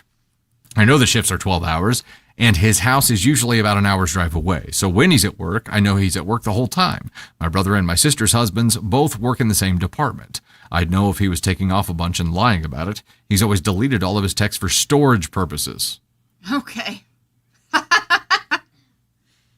Okay. That's not a thing. We've been married 8 years, together for 18. I know that sounds suspicious, but that's how it's always been. Stemming back to him having a flip phone until like 6 years ago. When he's not working, he spends almost all of his time in the basement. I just don't think he has the time to cheat. I don't know, maybe that is naive of me, but my gut is telling me that this is just that he wanted to get away and used his brother to coax me into saying, yes, I do so much for our kids because I work from home. So unless he's off, I take them to school, I pick them up, I go to their multiple shows during the workday. I register for them for sports and activities, coordinate all those practices, games, performances. So when he asks to get away, I do get annoyed because what do you need to get away from? I need to get away. So I do think he just wanted to go without my pushing back. The service outages were because we were impacted by the outages last week. I only mention that because I know he said specifically that he and his brother both have Verizon. A lie, by the way. Sister-in-law later informed me they don't even have Verizon. So I know he was sticking with the fact that his brother was going until the last second. 2, okay, I checked his phone records. Nothing out of the ordinary. All phone numbers called or texted are friends, family, and work. I stand by the thought that this was not cheating, as it was just avoiding the responsibility of being an adult/parent. You think if he was cheating, he would do a text or a phone call? 3, the divorce isn't over cheating, it's over the lie. I have undeniable proof of that. The why is irrelevant. The fact is, he lied to me, was caught in the lie, and doubled down, trying to gaslight me into thinking it was no big deal that he lied straight to my face. Okay, that's where we're at. Let's talk about this. I mean, there's no text to another woman or calls to another woman, so he's not cheating on me for sure. But she doesn't even care why. Also, the majority of my text messages do not go through our phone plan because because it's like chat messages, like we use Google Chat or Google Messages, which don't go like across your, I don't know what it's called. So I'm sure somebody. RCS, I believe. Yeah, somebody knows what that is. But neither here nor there. What do you need him for? You're already doing it all. Yeah. He's living in the basement. I mean, at this point, what is your relationship providing to your life? And are your kids like... You're showing your kids what a marriage should be, what a relationship should be. We are, in fact, like showing that to our children. So are you giving them a good example? Do you have a good example? Because in this thing, you have told us everything that you've done, but nothing that he does besides living in a basement and not contributing and taking off camping whenever he has time off and leaves you to handle everything. Which... as long as you do that for each other and you want to have that type of relationship, that's fine. But to me, it just sounds like you're doing it all. And then he's lying to you about what he is doing when that's not even necessary, but just lying. And like the setup with the Verizon outage, like all of it just seems, if you wanted to unplug, communicate that you want to unplug, communicate those things to me so that you're aware of what's going on. But I don't think you're overreacting. A lie is a lie. And if you value your relationship, you don't lie. You communicate. But he did lie to you, and a very like flimsy lie that can easily be overturned. And it was because of your concern for his safety. So like all of these things add up to like, what are you doing? Why? I mean, at this point, what's the point? Yeah, and I'm going to go ahead and say here that this was the straw that broke the camel's back because he does nothing else. Yeah. Right. If she's doing family life alone, you're working life around him. That's why she doesn't care what the why was. That's why she doesn't care if he was cheating. She doesn't care what the reason was that he lied. She cares that he lied. She's like, she needed a reason. If you're going to contribute nothing at fucking all and then also lie to me, yeah, I'm out. I'm sorry. Right. Like, no, I'm not sorry, not sorry. Like, I'm just out. Yeah, he's still going to pay child support. He's still going to financially contribute, right? Like, and if that's the only thing he was doing anyway, you don't have to put up with the lying. The Verizon thing, I clicked on the story to see how old it was. 2 days ago. It was posted 2 days ago. So yeah, because I mean, it talks about the Verizon outage, which happened, was it last week? Yeah, it was last week. She's just done. Yeah. So like, I don't think you want any part of this. Like at that point, you don't even care if he did cheat. Do you think he cheated? Yes. I feel like the Verizon line was covering his butt so he'd be able to turn his phone off or not answer his phone.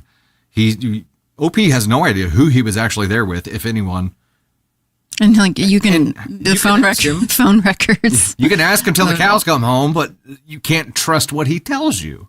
So what does it matter at this point? And I think that's where OP's at. OP's like, I don't fucking care who he was with. I don't care what he was doing. He wasn't doing what he was supposed to be doing, and he lied about it and doubled down. I'm done. So, I mean, at this point, you wanted a reason. You've got your reason. I do not think this is an overreaction based on what you've like presented in your story. I think this is validation for something that you maybe have felt a long time coming. And Wonder Woman, you're already a married single mom, just making it official. Absolutely. Yeah. Elise, what was it that Candy always says once you reach... indifference. Indifference. Yeah, that's what it feels like. She's not even upset that he could have possibly cheated. No. She's like, am I overreacting for being upset that he lied? No. Not at all. You sound done. Be done. You done. That's it. You done. The deleting text to save space in 2026. Right? Like, I don't even know the last time I deleted text messages. I mean, there could be a lot of images in text messages that might need some space saving features done on, but the actual text themselves are like. Clea Blackwolf said maybe he's a spy. Yeah. Could be. He was on he's Jason Bourne. Oh my God, it's Jason Bourne. Yeah, no, that is definitely an NTA. We're at 4:44 p.m. right now. We got 60 minutes left in our scheduled live. We do have some more stories to get to. Are you game to keep pushing along here? Yeah. Yeah. Did you guys do lightning round? We have not done lightning round. We haven't unlocked it yet. Okay. We know this gift goal tracker is rebooting itself at some point. I don't know if this one has done it yet. I thought it had. But look at it. Yeah. It 100% did. Yes, because Michelle alone has hit 2760 on it. So let's go ahead and give some thanks for that. And then we'll get into lightning round here. Man. And then on the YouTube side, we're trying to unlock the cake story. Navy and I talked about the name of our future puppy. Because she said, why can't I pick up our dogs? And I was like, well, one, because one is bigger than you. And two, because the other one has a bad hip.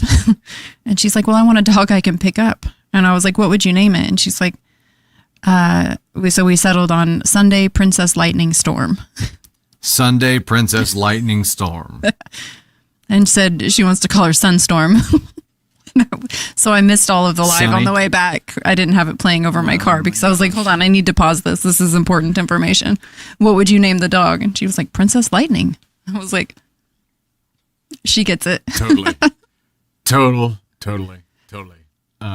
Princess Lightning. I liked it. Knowing our Muggle last name is Storm. Yeah. What names would you guys throw out for we've done this 100 times, but it was just so cute because I love when little kids come up with names. Like Oliver is named Olive because our kids were going through a black olive phase, and they said, let's name him Oliver because we love olives. And now they won't touch black olives, most of them. But yeah, so it was. I love when little kids come up with names for pets. I think it's really sweet. The goobers. Oh. That is the cutest dog. Let me get some thanks for hitting the figure heart goal on the TikTok side, and then we will do lightning round here. Michelle, as I said, and the number one spot hit 2760 solo. Rockwolf at 480, Annie 355, Kate the Rogue, Adventures with Pam, the Irish Country Woman, Melissa Elliott, Overkill Mill, Allie Doroshko, Pug Mom, Dummy Mommy, Jenny Lynn, Mariah Collins, B Quicks, Adela McFadden, Aunt Sue, Linda, Devin James, Tony Spark, Joyful Banji, Just Mags, Devin Shorty Groot, Bonnie Miller, Delicate by Lou, Sydney.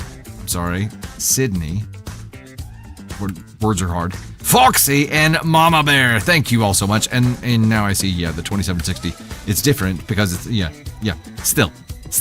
We're going to go ahead and call this hit, and we're going to go ahead and set the next one up, and then we're going to get into lightning round. The next thing we're trying to unlock over here on the TikTok side is confetti. Tony Spock feedback. We did learn after last Wednesday that drop ceilings and confetti don't get along. The confetti was in like every single little track. It's hilarious. Every crevasse. Confetti finds its way into every crevasse possible. Okay, we are doing. In a momento, we'll have this set up. We'll rock and roll into lightning round. Why is this one so difficult to find every stinking time? Okay, we're doing this. Hey, McKay, dropping the 5. Thank you so much for the love. We are going for 90 hand hearts to unlock the confetti there, and we are ready to start lightning round. Tony Spark, are you ready? Tony Spark, are you ready? All your current pets came with a name? The one and only lightning round today. The one and only There's only one lightning round. Did you hear Dusty Taco Thunder? flippers. I was like, yeah. He's like, I like lightning round too. Maybe we should do some more of those. And then I gave him a lecture about how we just keep pulling stories out of our asses. Faith, I don't know. It's so easy to just, I don't know what that is. you know, Tell me just what come that up is. with a million stories every day for Dusty Thunder. Faith, you'll have to fill me in. All right. Fill me in on what that is. Okay, here, we got to do the intro. It is a lightning round time. It's lightning round. Okay, if you guys haven't been around for a lightning round before, it's a wee bit different. These are short stories. We get a very short amount of time to give feedback. The time is up. Marker for the end of that feedback will be marked by Jean-Luc Peacock. Give it a squeeze, Navy. Rubber Chicken, who Give it a squeeze. who Navy Thunder is going to be administering today. So Squeeze it. there we go. Squeeze it. There's the sound of Jean-Luc Peacock. All right. Here is lightning round story numero uno. AITA, I rolled down the window. I have a family member who often leaves me questioning myself, so this is what happened. This family member farted in the car. I rolled down the window without saying anything. He accused me of being rude. He said I should have asked him to roll down his window. So my question is, was it asshole-ish or passive-aggressive behavior to roll the window down? First off, if you fart in the car, it is your moral obligation as the farter to go ahead and roll down the window. And if you know one's coming, you should pre-roll down the window, because then that warns everybody in the car that there's a fart coming. Okay, well, here's the question.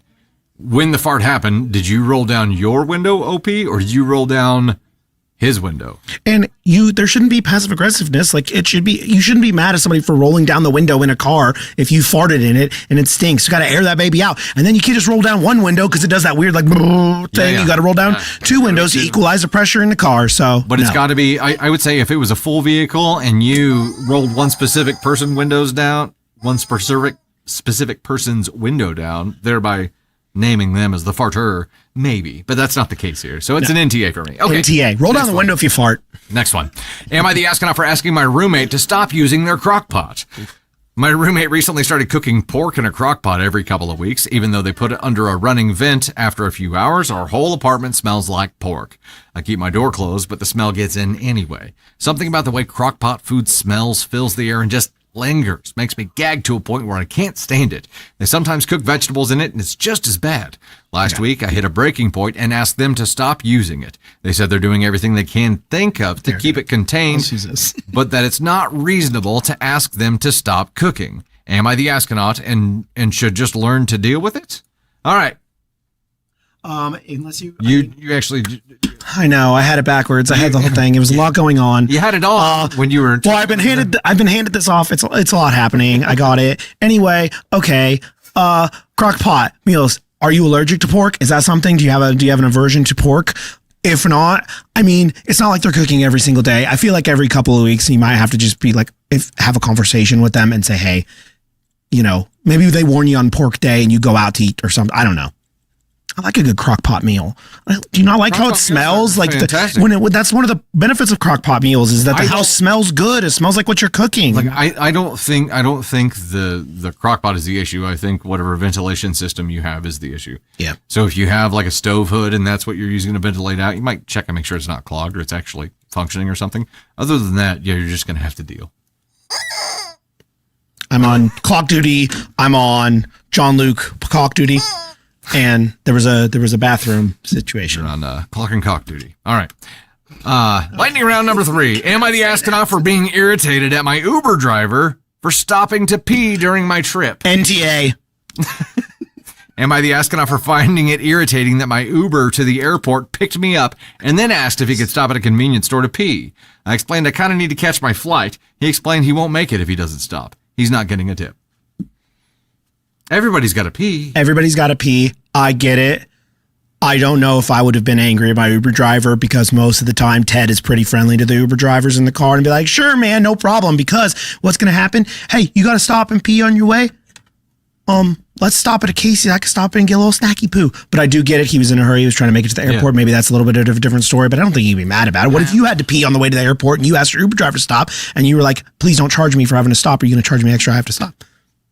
Put yourself in the Uber driver's shoes, you know? Yeah. Okay. So who actually does Uber driving here, and how would you handle it? I do agree that the Uber driver should have taken care of this before picking up a passenger. Once you pick up a passenger, you are committing yourself to getting someone there in the estimated time that the app has given them, right? So you should do it before you pick somebody up. Then again, everybody's human, so I don't know. I have a feeling if I was an Uber driver, I'd get the Gatorade bottle. Yeah. You wouldn't accept the ride if you had to pee? I would think you'd pee first, but you know. Anyway, moving on. Next. Okay. Next. Also, there was I got the little above. It was above your. He's above your shoulder. He's checking things out. Hi, how's it go? All right. Next one. Am I the astronaut for asking my roommate to use soap after a bowel movement? I share a room with a roommate. We don't share a bathroom, but we do share things like door handles, light switches, and other commonly touched surfaces. I noticed that after using the toilet for a bowel movement, she washes her hands with only water and doesn't use soap. I later asked her that too, and she agreed she doesn't. After that, she touched shared surfaces and sometimes my belongings because we live in the same space and touch the same things. I asked her if she could please use soap after using the toilet. I also have OCD, which leads to increased discomfort, even though I know it might be disgusting for everyone equally. Edit. She didn't even have a hand wash, so I gave her my new hand wash. She will pay for it. And yeah, as of now, I'm just going to change my bedsheet and disinfect the switches. Ugh. And yes, I am reminding her every time, and she looks cooperative to me, but I'm going to shift my bed away because I just can't. So it was, am I the astronaut for you nasty. My roommate to use gross soap after a bowel movement? She just uses water. She doesn't use soap. And then she touches everything in the apartment. Disgusting. You should be ashamed of yourself. What are you doing? Wiping your nasty ass with your hands. And then you're not with your hands. Hopefully there's toilet paper, but we don't know. Don't use water. Use soap. We'll use water, but use the soap with the water. What are we doing here? This is like basic things you taught when you're a child. Right? Navy, do you use soap when you wash your hands? Yeah. Navy says yeah. Yeah. Because it's gross if you don't. Roommate's gross. That is pretty nasty. You can't just, she's basically just walking around smearing poo on everything. That's disgusting. Just invisible poo. Invisipoo. Okay, next one here. We have one more. Last one, right? That's an inverted John. You'll appreciate this one, Candy Thunder, as well. Okay, here we go. Final lightning round story. Am I the astronaut for calling out a line cutter at Costco? I was at Costco and had just finished checking out when I realized I'd picked up the wrong item. I headed over to the supervisor's desk and waited behind a gentleman who was already there. A couple minutes later, a woman nudged in front of my cart, giving me an unapologetic wave. I'll be quick, just have a question, she said. I didn't hold back. I don't give a shit. Wait in line, I told her.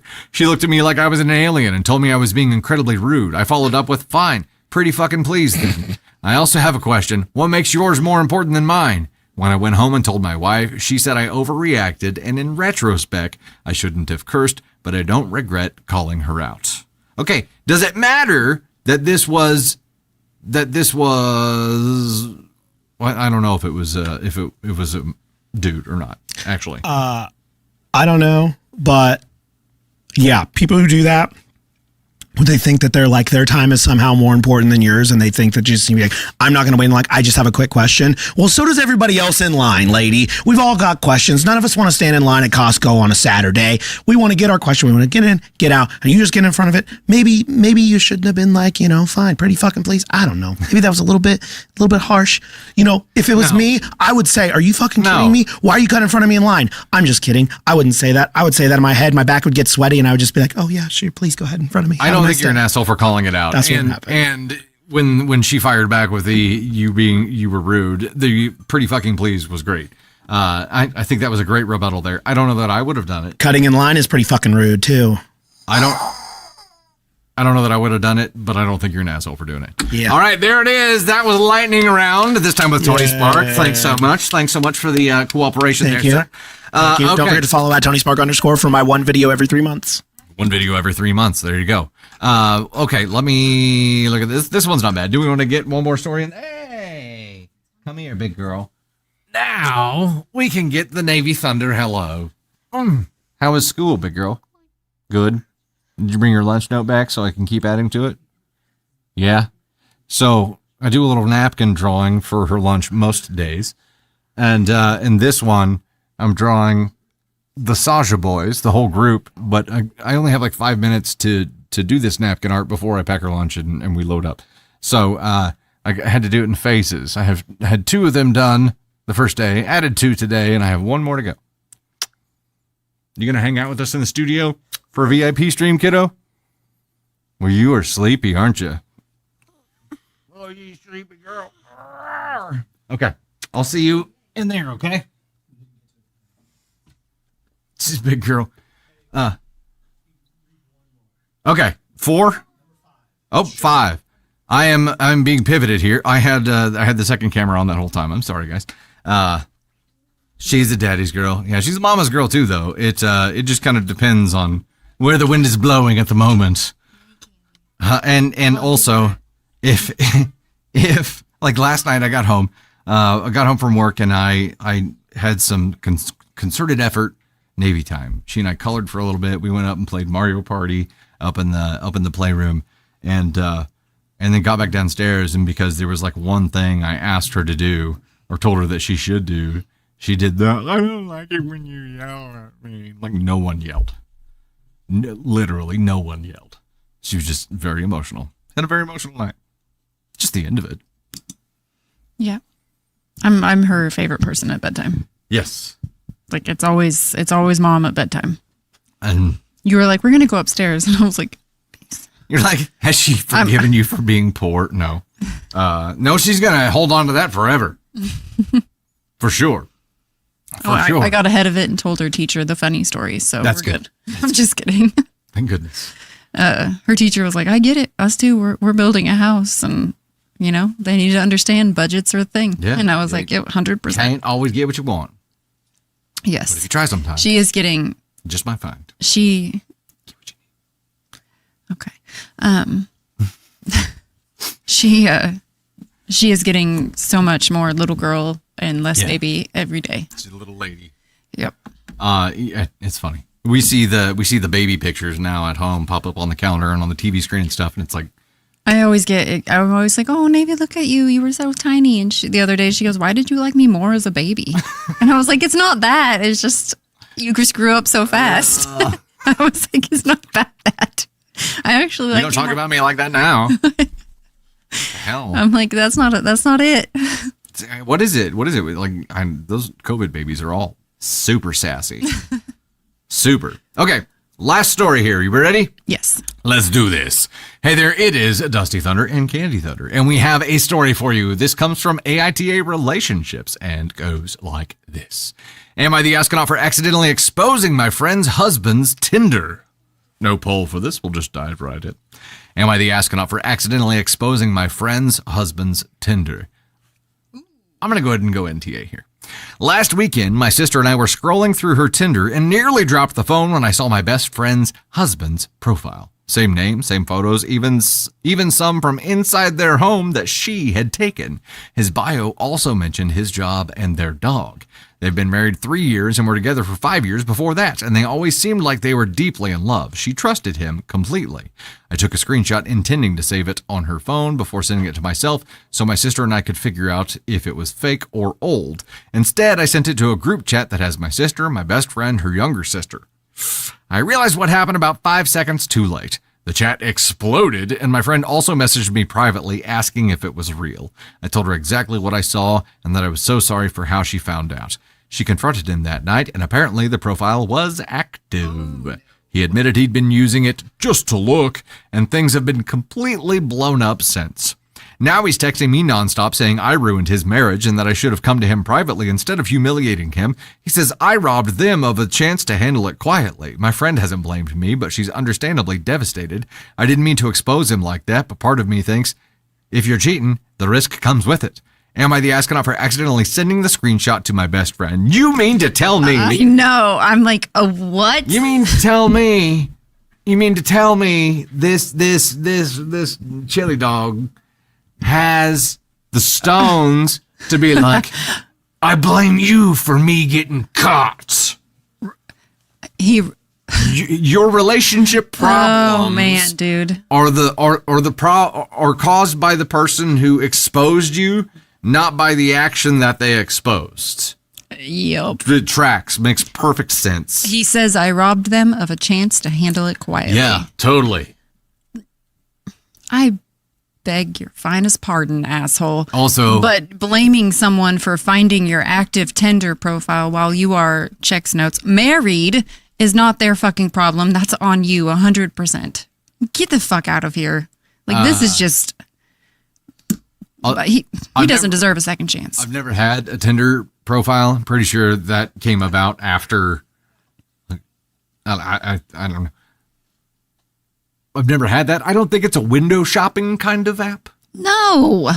I don't buy the window shopping line here. I mean, he did admit to it being active because he had no fucking choice. But I don't buy the window shopping act here. And if he's a big enough of a douche to blame you, OP, for his relationship problems, he's a big enough douche to lie about it being for window shopping. I was just looking, That's enough for me to be like, okay, well then go look, buddy. I'm done. Look at divorce papers. Yeah. Looking. Look at that alimony bill. Would you just look at it? Just look at it. Would you just look at it? I feel like, and this is me, this is how I see my relationship, I don't feel the need to go and actively look at other people. Like, I have no wants, needs, desires to look at another person. If I think there's an attractive cop in The Rookie, that's fine. Is this a statement or a question? What? I'm learning new things. I'm just kidding. No, I think you and I are secure enough, and I think people in secure relationships are secure enough to be able to say, like, yeah, that person is attractive. not like I'd want to risk it all. No. But yeah, I can understand and respect that person is attractive. That's I'm way different than 100%. somebody spooling up a fucking Tinder profile to window shop. It's actually Bradford who I was talking about. Shocking. Not Nolan. Shocking. He said shocker. You already knew. Yeah, already knew. That's not window shopping. That's more like a drive-through. You know what I mean? It's like there's a window, but the window actually opens, and like you. Yeah. It didn't sound like the friend was married.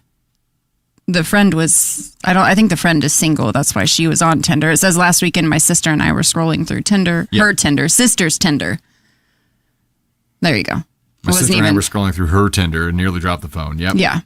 Yeah, it's definitely an NTA, OP. No, I think the difference is that Tinder is active. Like the people that you see on there are people that you could actually meet up with.